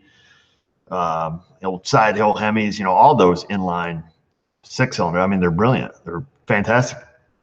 They don't like high RPMs, but they you know, produce pretty good torque, make good power as long as you don't over rev them. They're great. That's why when I'm looking into, you know, buying the Jeep that we were talking about, I likely will buy one with a 4.0 in it.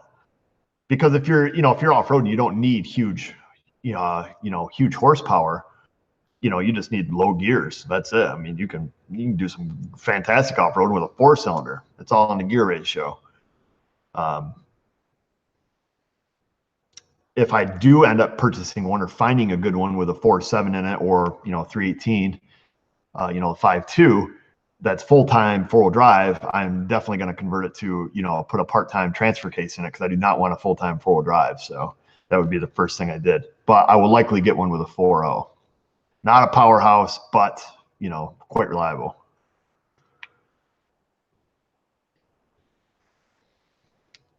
The Slant 6 Dodge, the old side hill Hemi. Know what they call them? Side hill Hemi. Aw, Keith tells me that people there really miss me. We'll give them hugs and kisses. Tell them they're from me. You do the hugging and kissing, though.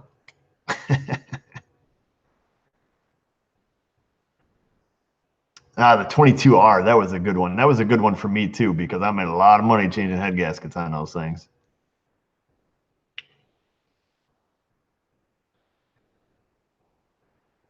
Well, Keith says Keith Guthrie got a 79 400 Chevy short bed for sale. I don't want anything that's been botched up, Keith. Like I say, if I'm going to pay good money for something, you know, I've seen some of them that had factory air, but, you know, people cut the heater box, and, you know, I don't want to spend, you know, $12,000, $13,000 on it and then have to put another $12,000, $13,000 into it. So that's, you know, I think this is what I'm getting at.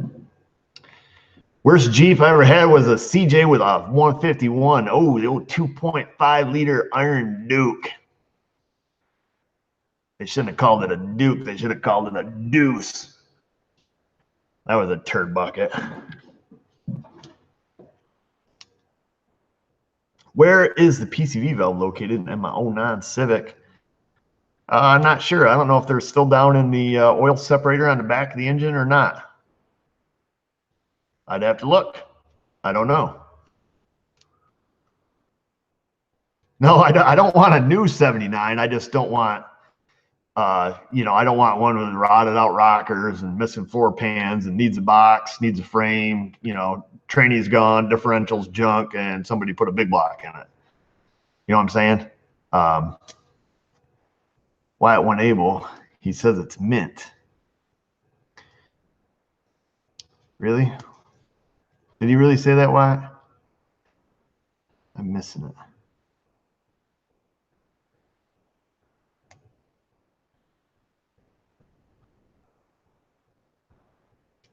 The Leaning Tower of Power. I'll wait to see if his comment comes up. But Iron Duke and a CJ7. I had a CJ5 with a 360 AMC in it. Now that thing was pretty sweet. It damn near pull a wheelie.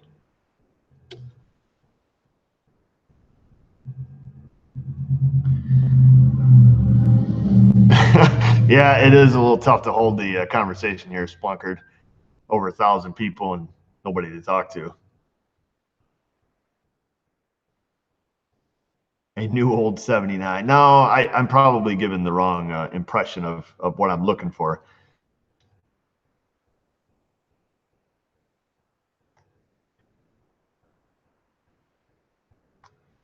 Let's see. Someone's asking for fire wrench videos. Yeah, I'm not afraid to bust out the torch, as you guys seen. And I'll be damned if I'm going to get out a cutoff wheel before I get out the torch. If I can get out a torch, I'm going to get out the torch. So a lot of people mentioned in that video about, you know, they would use the Sawzall, this and that. A lot of times when you get into those, you know, those 8.8 or 10.9 grade metric bolts, you better have a darn good Sawzall blade to cut through those. I guess is what I'm getting at. So yeah, the cutoff wheel would have been an option. I'd probably elect to use a cutoff wheel over a Sawzall, you know, to get in there and chop it. I still don't think I would have elected to cut the bolt on both sides. I would have still cut the bottom off the strut and did it the same way I did it. Let's see, 2000 Jeep Grand Cherokee 4x4. Need to replace front axle seals, easy or no? FYI, I'm not calling. Well, good. Thanks for not calling. Depends on where you live if that's an easy job. If it's in the Northeast and the wheel bearings have never been off it, you're probably going to be buying wheel bearings too. So you're going to have to pull, you know, calipers, rotors, wheel bearings, pull the axles. I don't know if tie rod ends in the way or the tracking bar, you know, that's going to have to go. And then you have to pull the front differential cover, pull the ring gear out, and then replace your inner seals. If that's what you're talking about, the you know, the inner seals by the differential. Do I think it's an easy job? Personally, for myself, I think it's an easy job. It's time consuming. But yeah, I mean, it's not an overly difficult job. It's just time consuming. My recommendation to you would be to get a book and understand what you're getting into prior to doing it. Would be my biggest suggestion to you.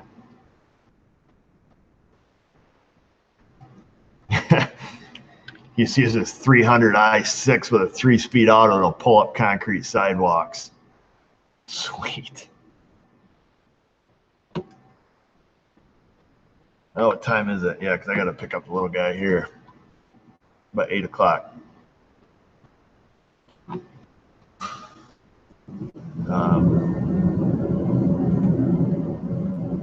Oops, what am I missing here? Let's get all screwy on me tonight. Holy smokes. Aaron, we appreciate that super chat. I just want to say thank you for all the great videos. Well, thank you for the super chat and all you other folks who give to us through Super Chat. We do appreciate that, and as well as all of our other viewers who come and join us on What's Up Wednesday. It's all put to good use. That's super cool, though. I really appreciate that. The dash doesn't even have a crack. Oh, that's Keith on that. I tell you what, Keith, get my email. Send me a message. I'm interested.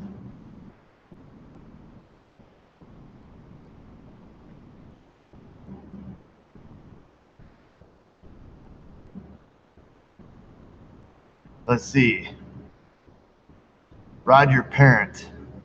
I'm the douche that asked you about the 03 Civic engine job. I'm buying a 2010 Cobalt. I did all the maintenance, so I have no questions there. But how can I get my money back on the Civic? I don't think we ever called you a douche, Roger. Asked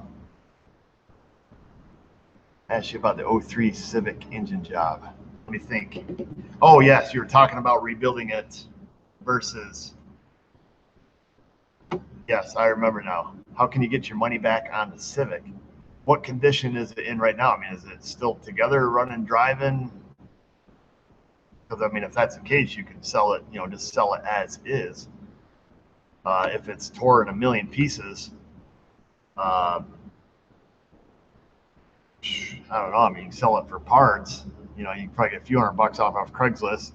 I think car bodies right now here, scrap, are only going for $200 a gross ton. And that car probably weighs 2,500 pounds. So you're only talking like, $240 scrap metal wise. If you have time, you can part it out. If you got time to, disassemble it and sell it as parts, individual, whether it's eBay or Craigslist, you're going to get the most money out of it doing that way versus, just taking it to the crusher. So that would be my opinion.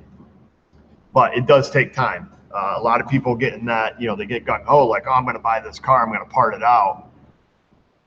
But then they don't realize that takes time, if you want to get as much as you can, if you're going to do like, alternator, starter, engine assembly, tranny, drive axles, you start breaking it down like that. That's what I would say. Oh, he says it works fine. Roger Parent works fine. Hopefully that's what he's saying. Oh yeah, I mean, if it runs and drives, sell it, man.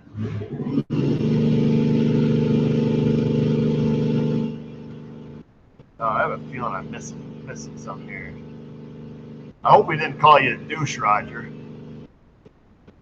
If we did, I apologize for that, but I don't recall saying that.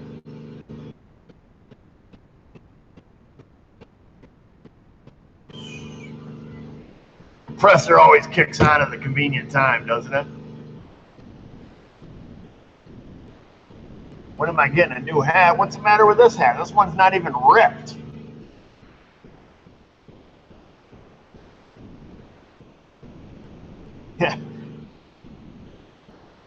More bad air being made live.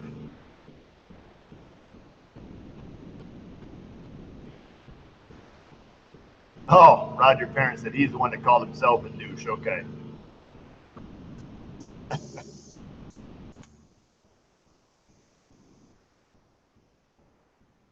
Let's see.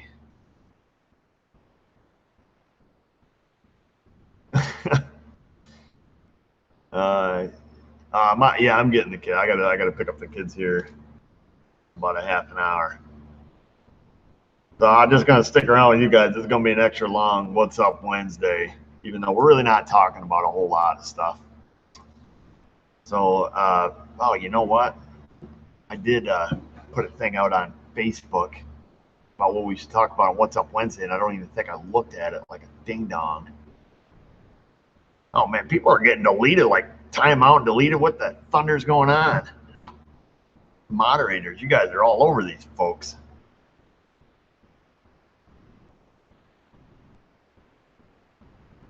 Let's see.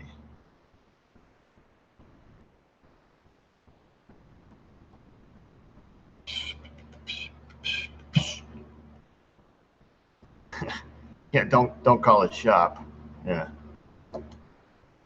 Will air tools become obsolete? I highly doubt it, Nicholas, because I tell you, the last thing you want to grab when you're working on something that's combustible, let's say you're taking out a gas tank, you know, out of your Chevy. We'll just say that to be mean. You don't want to grab a cordless battery-powered tool, you know, and have gas dripping down you while you're doing that, because you're going to go up in a cloud of smoke.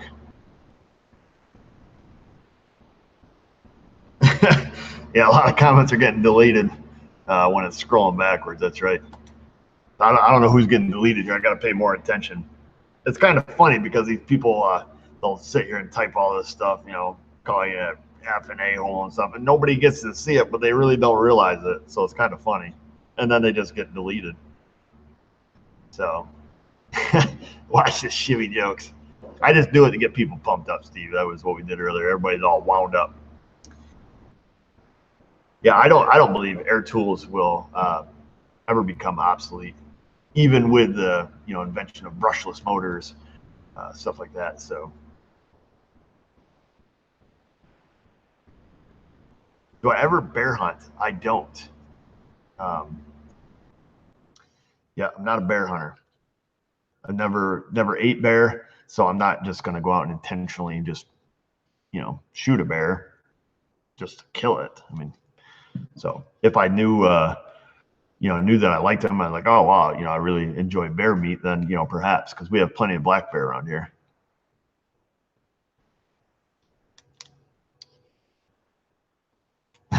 Sing some more.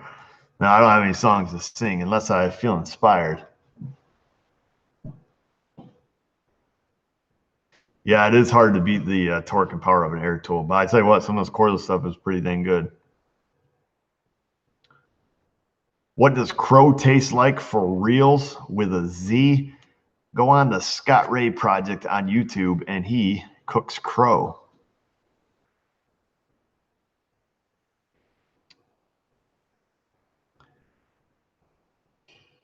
Do a repair with drinking shots of tequila. Nah, I draw a line on that. I don't work drunk. And, I mean, I don't even get drunk, but I wouldn't ever. I don't even drink in my own shop, because it can give you, even if it's oh man, standing on the corner, wind blowers. Oh, now you're gonna get me singing. I don't even drink in my shop simply because, what if, a customer walks by, I'm sitting here with a beer, it's after hours, everything's done. It's just a bad image if people don't know the whole story, because you know how people are. They see something, and then next thing you know, they make up a story, and by the time it gets down to the local diner, you're in here liquored up with a blowtorch working on somebody's car, when actually you were just drinking a beer after work.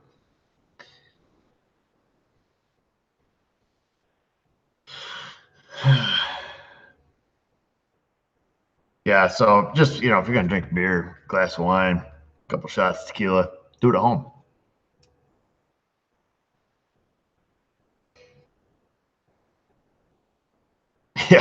Yeah, I lay off the meth while I'm here too, That's pretty tough, leaving my meth pipe at home.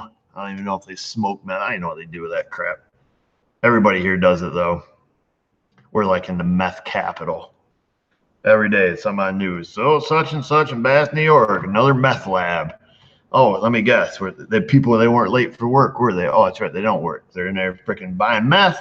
So when I go to this freaking store to buy some Excedrins, Sudafed, they treat you like a freaking criminal. You go in there and you're like, you can't freaking breathe. You got a sinus infection. And I say, do you have any Sudafed? They say, well, you need a license and proof of everything, and we need to take your blood test, and we got to go back here in a cage to get the freaking Sudafed, because all these stupid freaking crackheads that live in this town go and buy the Sudafedrin so they can make their meth.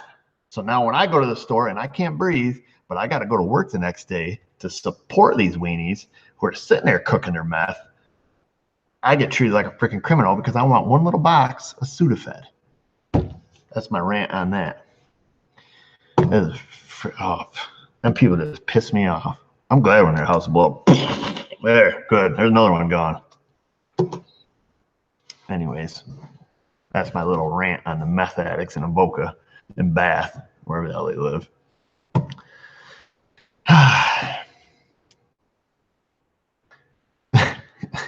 Mayday says he smokes meth and takes offense. Good. Yeah, sounds like gun control. That's really what it is. Like, man, you go in there to buy Sudafed. I didn't know. I didn't know that if you went in there to buy Sudafed, you're automatically a criminal. Yet somebody can walk in their pajama pants at 2 o'clock in the afternoon and say, yeah, I need 50 boxes of that Sudafed. And they're like, oh, here you go. Here you go, Mr. Needy. You know? Yep.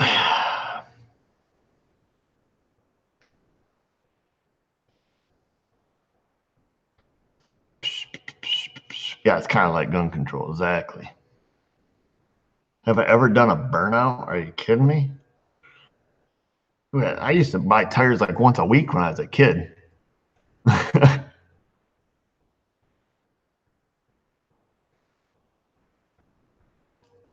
Meth heads love cranking their mind on a job. I don't know if the meth heads are really into the Kurt Cobain.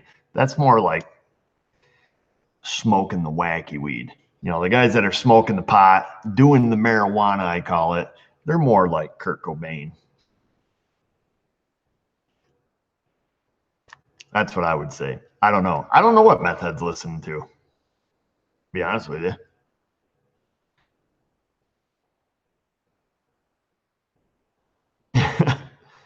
Some of the solvents in the meth lab work so good they put brake clean to shame.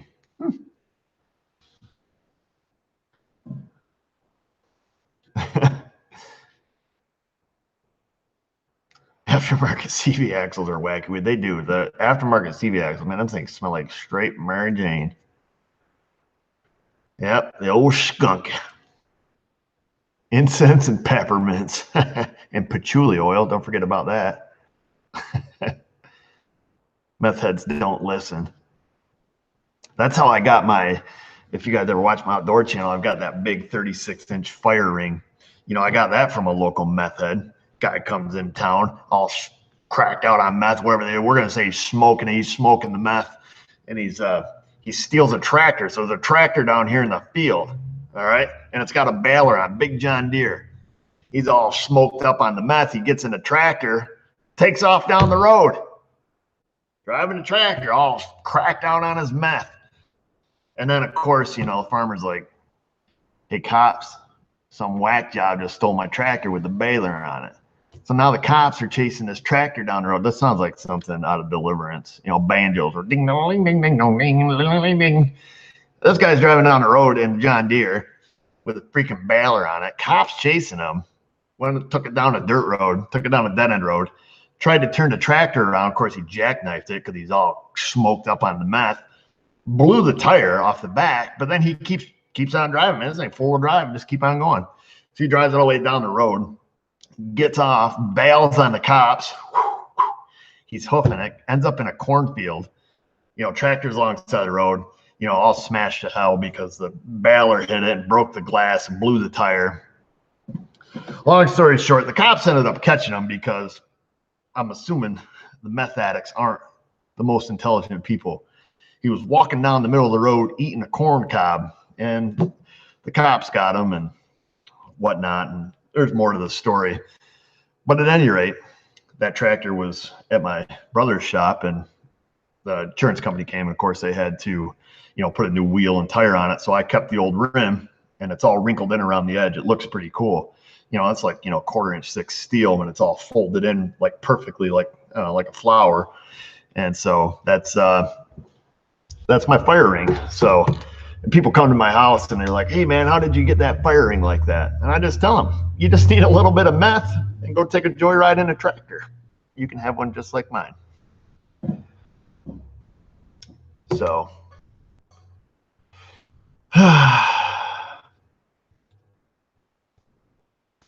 oh, Mayday Roulette. What's going on here? What am I missing?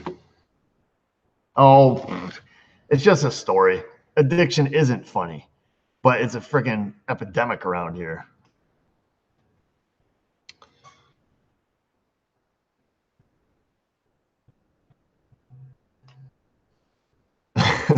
So many teeth of chew corn. That's all right, Mayday. Just simmer down. I'm just telling you, that was the story. The guy's all smacked out on whatever he's smacked out on. He stole a tractor. I can't change it. Nobody made him.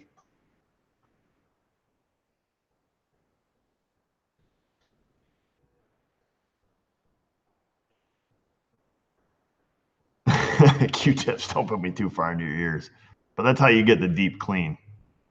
I have some Q-tips right here. But they're the weak ones. You got to have the wooden ones if you really want to drive them deep.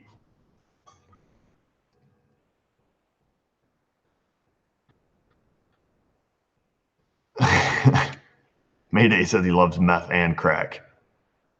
I don't know the difference.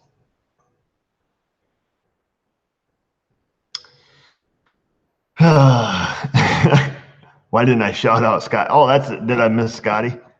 Was it must be the fake Scotty Kilmer account?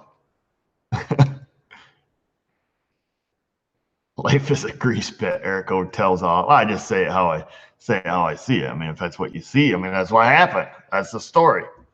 Tomorrow it'll be on the news. You know, such and such in jail for selling methamphetamines. Yep, every day. Back when I was in school, all kids ever did is smoke a little reefer. Now they do other stuff. Oh, let's see. Seals are done. Just wanted to send super chat, but it was easy. Love that Dana 30. Oh, okay. Well, there you go. Well, thank you. Meth is chemicals. Crack is cocaine. Oh, okay. Okay, we'll quit messing around. Yeah.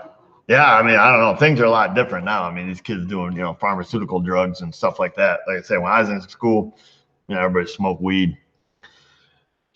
That was pretty much it. I mean, that was the thing. Smoke weed and steal beer from your parents, but that was about it. I'm not saying that it's better for you or anything. I'm just saying you just didn't hear of a lot of this stuff. Oh yeah, and the Tide Pods. These kids eating freaking. I thought that was a joke when I saw that about these kids eating dish soap. And it was true. Like I looked it up. Like these kids are eating dish soap. I didn't even know what to say to that. How did that make the news? If my kid was eating dish soap, I'd be like, you're a dummy. And I'm not going to tell nobody. Man. I couldn't imagine.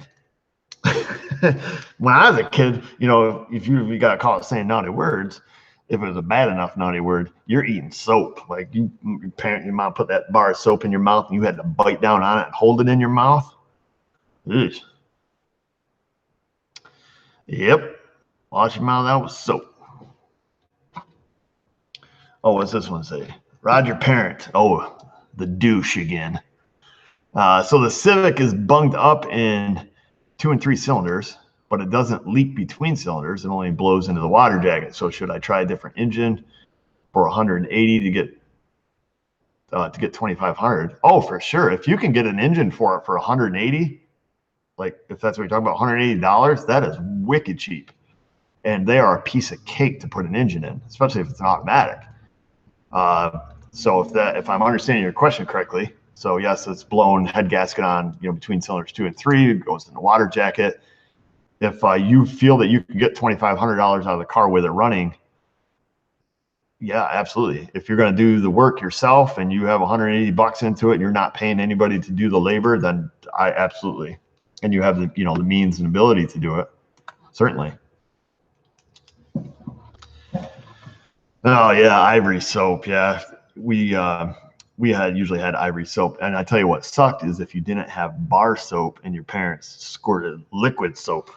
Man, tell you what, you didn't F-bomb your mother again. Liquid soap. She can get you that. The next thing you're crying and I'm sorry. You got bubbles coming down your face. You're drooling all over. Oh, it sucked. Coming out your nose. You just made sure next time you were swearing at them, they didn't hear you. I'll tell you that. Oh, well, thanks, Jake Baker. Appreciate that. No questions, just enjoy the videos. Well, we really appreciate the super chats. Thank you. Time is at 7:45. Yeah, Irish Spring. You didn't have the luck of the Irish that day when your mother was shoving the bar of soap in your mouth and making you bite on it. The old wooden spoon. Oh my gosh, I could tell you so many stories about that. So I can't tell you how many wooden spoons my mom broke over my ass before she got the plastic spoons. And they didn't break. They just whistled through there. And of course, I got a little bit bigger past the spanking age. my mom would spank me. Of course, you're always happy when your mom's give you spanking instead of your dad, because your dad doesn't whoop your ass. But when your mom would give you spanking and you had to not laugh, I had the hardest time with that. I'd do something bad. I fully deserved a spanking. Trust me. Period. My parents weren't abusive. I deserved it. I probably deserved like a good swift punch in the face, but I got away with a spanking. And your mom starts, she's spanking. She'd spank you, and man, I'd have to act like I'm crying, but I'm dying inside. I'm laughing. And my mom used to get so mad. You may be bigger than me, but I'm still your mother. That's what she used to tell me. Oh man. Yeah, I never got a beating I didn't deserve. That's a true story right there. And you never wanted to hear them words. You wait till your father gets home. Oh man, you just tried to kiss ass all day and be nice to your mom, and you think you're home free. Like, oh man, mom forgot she's not gonna tell dad. We're home free. You did dishes. You're being nice the whole rest of the day, and then dinner time comes, and guess what? You get almost done with dinner. Boom! She drops the bomb on you, just like that. Your own mother betray you right there, even after you've been nice all day. Bam! Used to hate that, but I must not have hated it a lot because I was still a little jerk afterwards. So, yeah.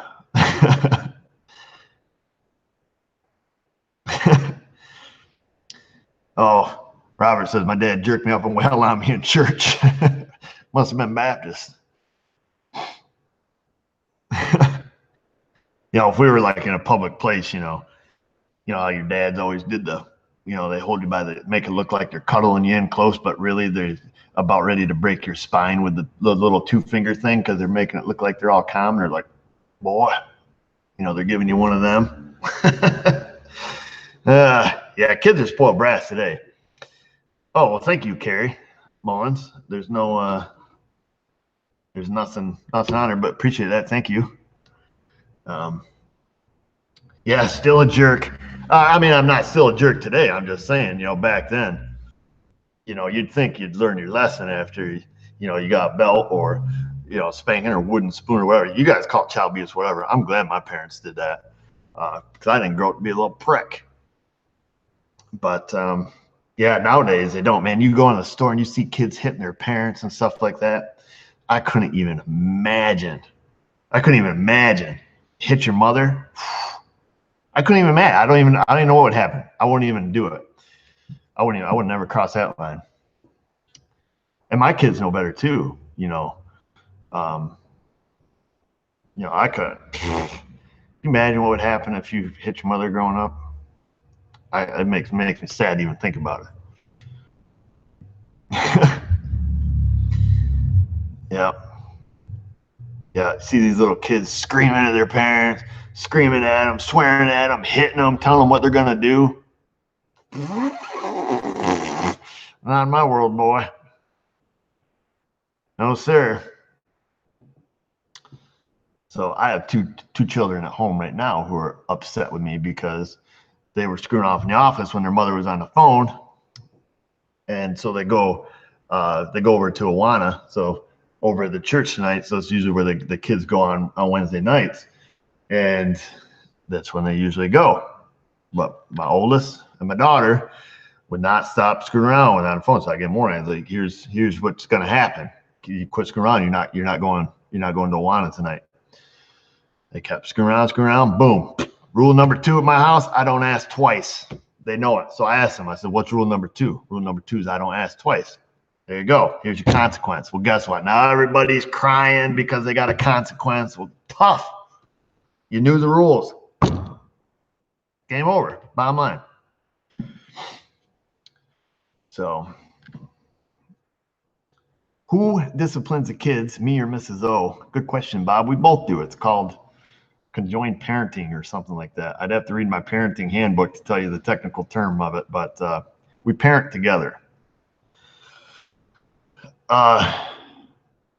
What's rule number one? I don't screw around. That's rule number one. Rule number two, I don't ask twice. So, yeah, but the kids, you know, they know the rules. They know the rules. I don't screw around. I don't ask twice. I don't have time for monkey business. You need your child to listen to you the first time when you tell them to do something, because if you have that kid where you have to tell him over and over and over again, what if he's running out into the road and he doesn't see that car coming across your parking lot and you tell him to stop, but he knows he doesn't have to stop until the fourth time you ask him? Well, guess what? He's hamburger. You know what I'm saying? Yeah, just like Gibbs in NCIS. I mean, I'm not a jerk. I'm not, you know, abusive or anything. I'm just saying it. That's just the way it is. That you have to listen. You live in my house. These are my rules. We're very good to our children, but I don't screw around. I don't ask twice.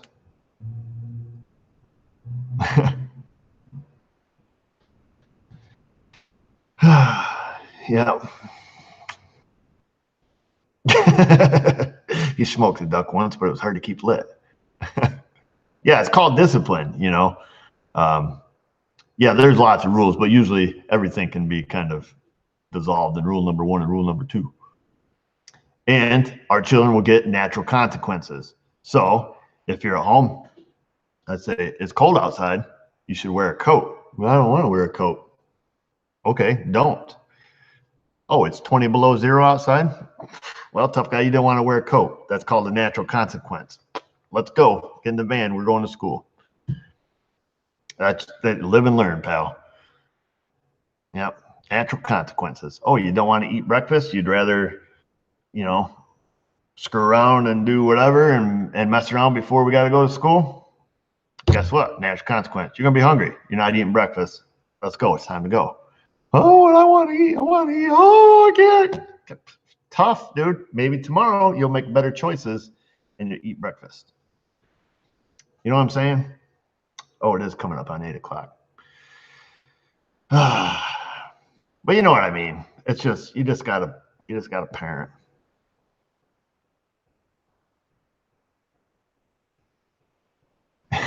Yeah. Philip K is a retired cop. He said, discipline them now. If not, the police will be visiting them soon. Yeah. I don't know. I don't know what my kids are gonna do when they get bigger. I just don't want them to be disrespectful little pricks. That's it.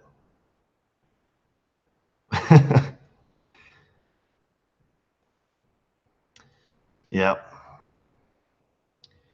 Yeah, timeouts only works if there's something lurking beyond that. Yeah, well, I was growing up, we didn't have timeout. We had time's up. Guess what? Time's up. Anyhow, it is getting that time. We're going to have to get things kind of shut down. It's kind of an odd What's Up Wednesday. Dragged on for whatever reason. 1,400 people stuck around to listen about all kinds of stuff. Yeah, that's right, Kat. No time's up. Time's out. Time's up. We didn't get to sit in a chair. Usually you couldn't because your butt hurt. Get the kid an Uber. I don't think we have Ubers in our area, El Gore. We don't have taxis. So here, if you need a ride, you better know somebody. Hit your friend. Hit your friend. Hitch a ride with a friend. Don't hitch up with your friend, especially if you're married. But anyways, we got to get out of here. 7:54. Thanks for sticking around, guys. Thanks for all the super chats tonight, for being awesome viewers that you are. Sorry to drop the bomb on you about the whole not calling the shop thing and all that stuff, but it had to be said, and I had to say it. I hope it gets better as time goes on. I can only assume it's going to get worse going to have to do something. We already have a plan in place and, you know, the answering service and all that stuff. So that seems to be working for the time being. I guess that's all I can say. We'll see you next week on What's Up Wednesday, if I'm going to be here. I should be. I'm going to be away here for a little bit coming up sometime somewhere. I'll let you guys know ahead of time. We might have to do a What's Up Wednesday on a Tuesday or Thursday, or maybe on a Saturday. I don't know. In the meantime, stay super awesome. You guys down in Vision, Mike and Keith and Oz. And man, everybody's down there. Everybody with me. You guys have fun down there. Learn something. Stay out of trouble. Don't let your meatloaf and all that stuff. Have a good night, guys. And just remember, if I can do it, you can do it. Thanks for watching.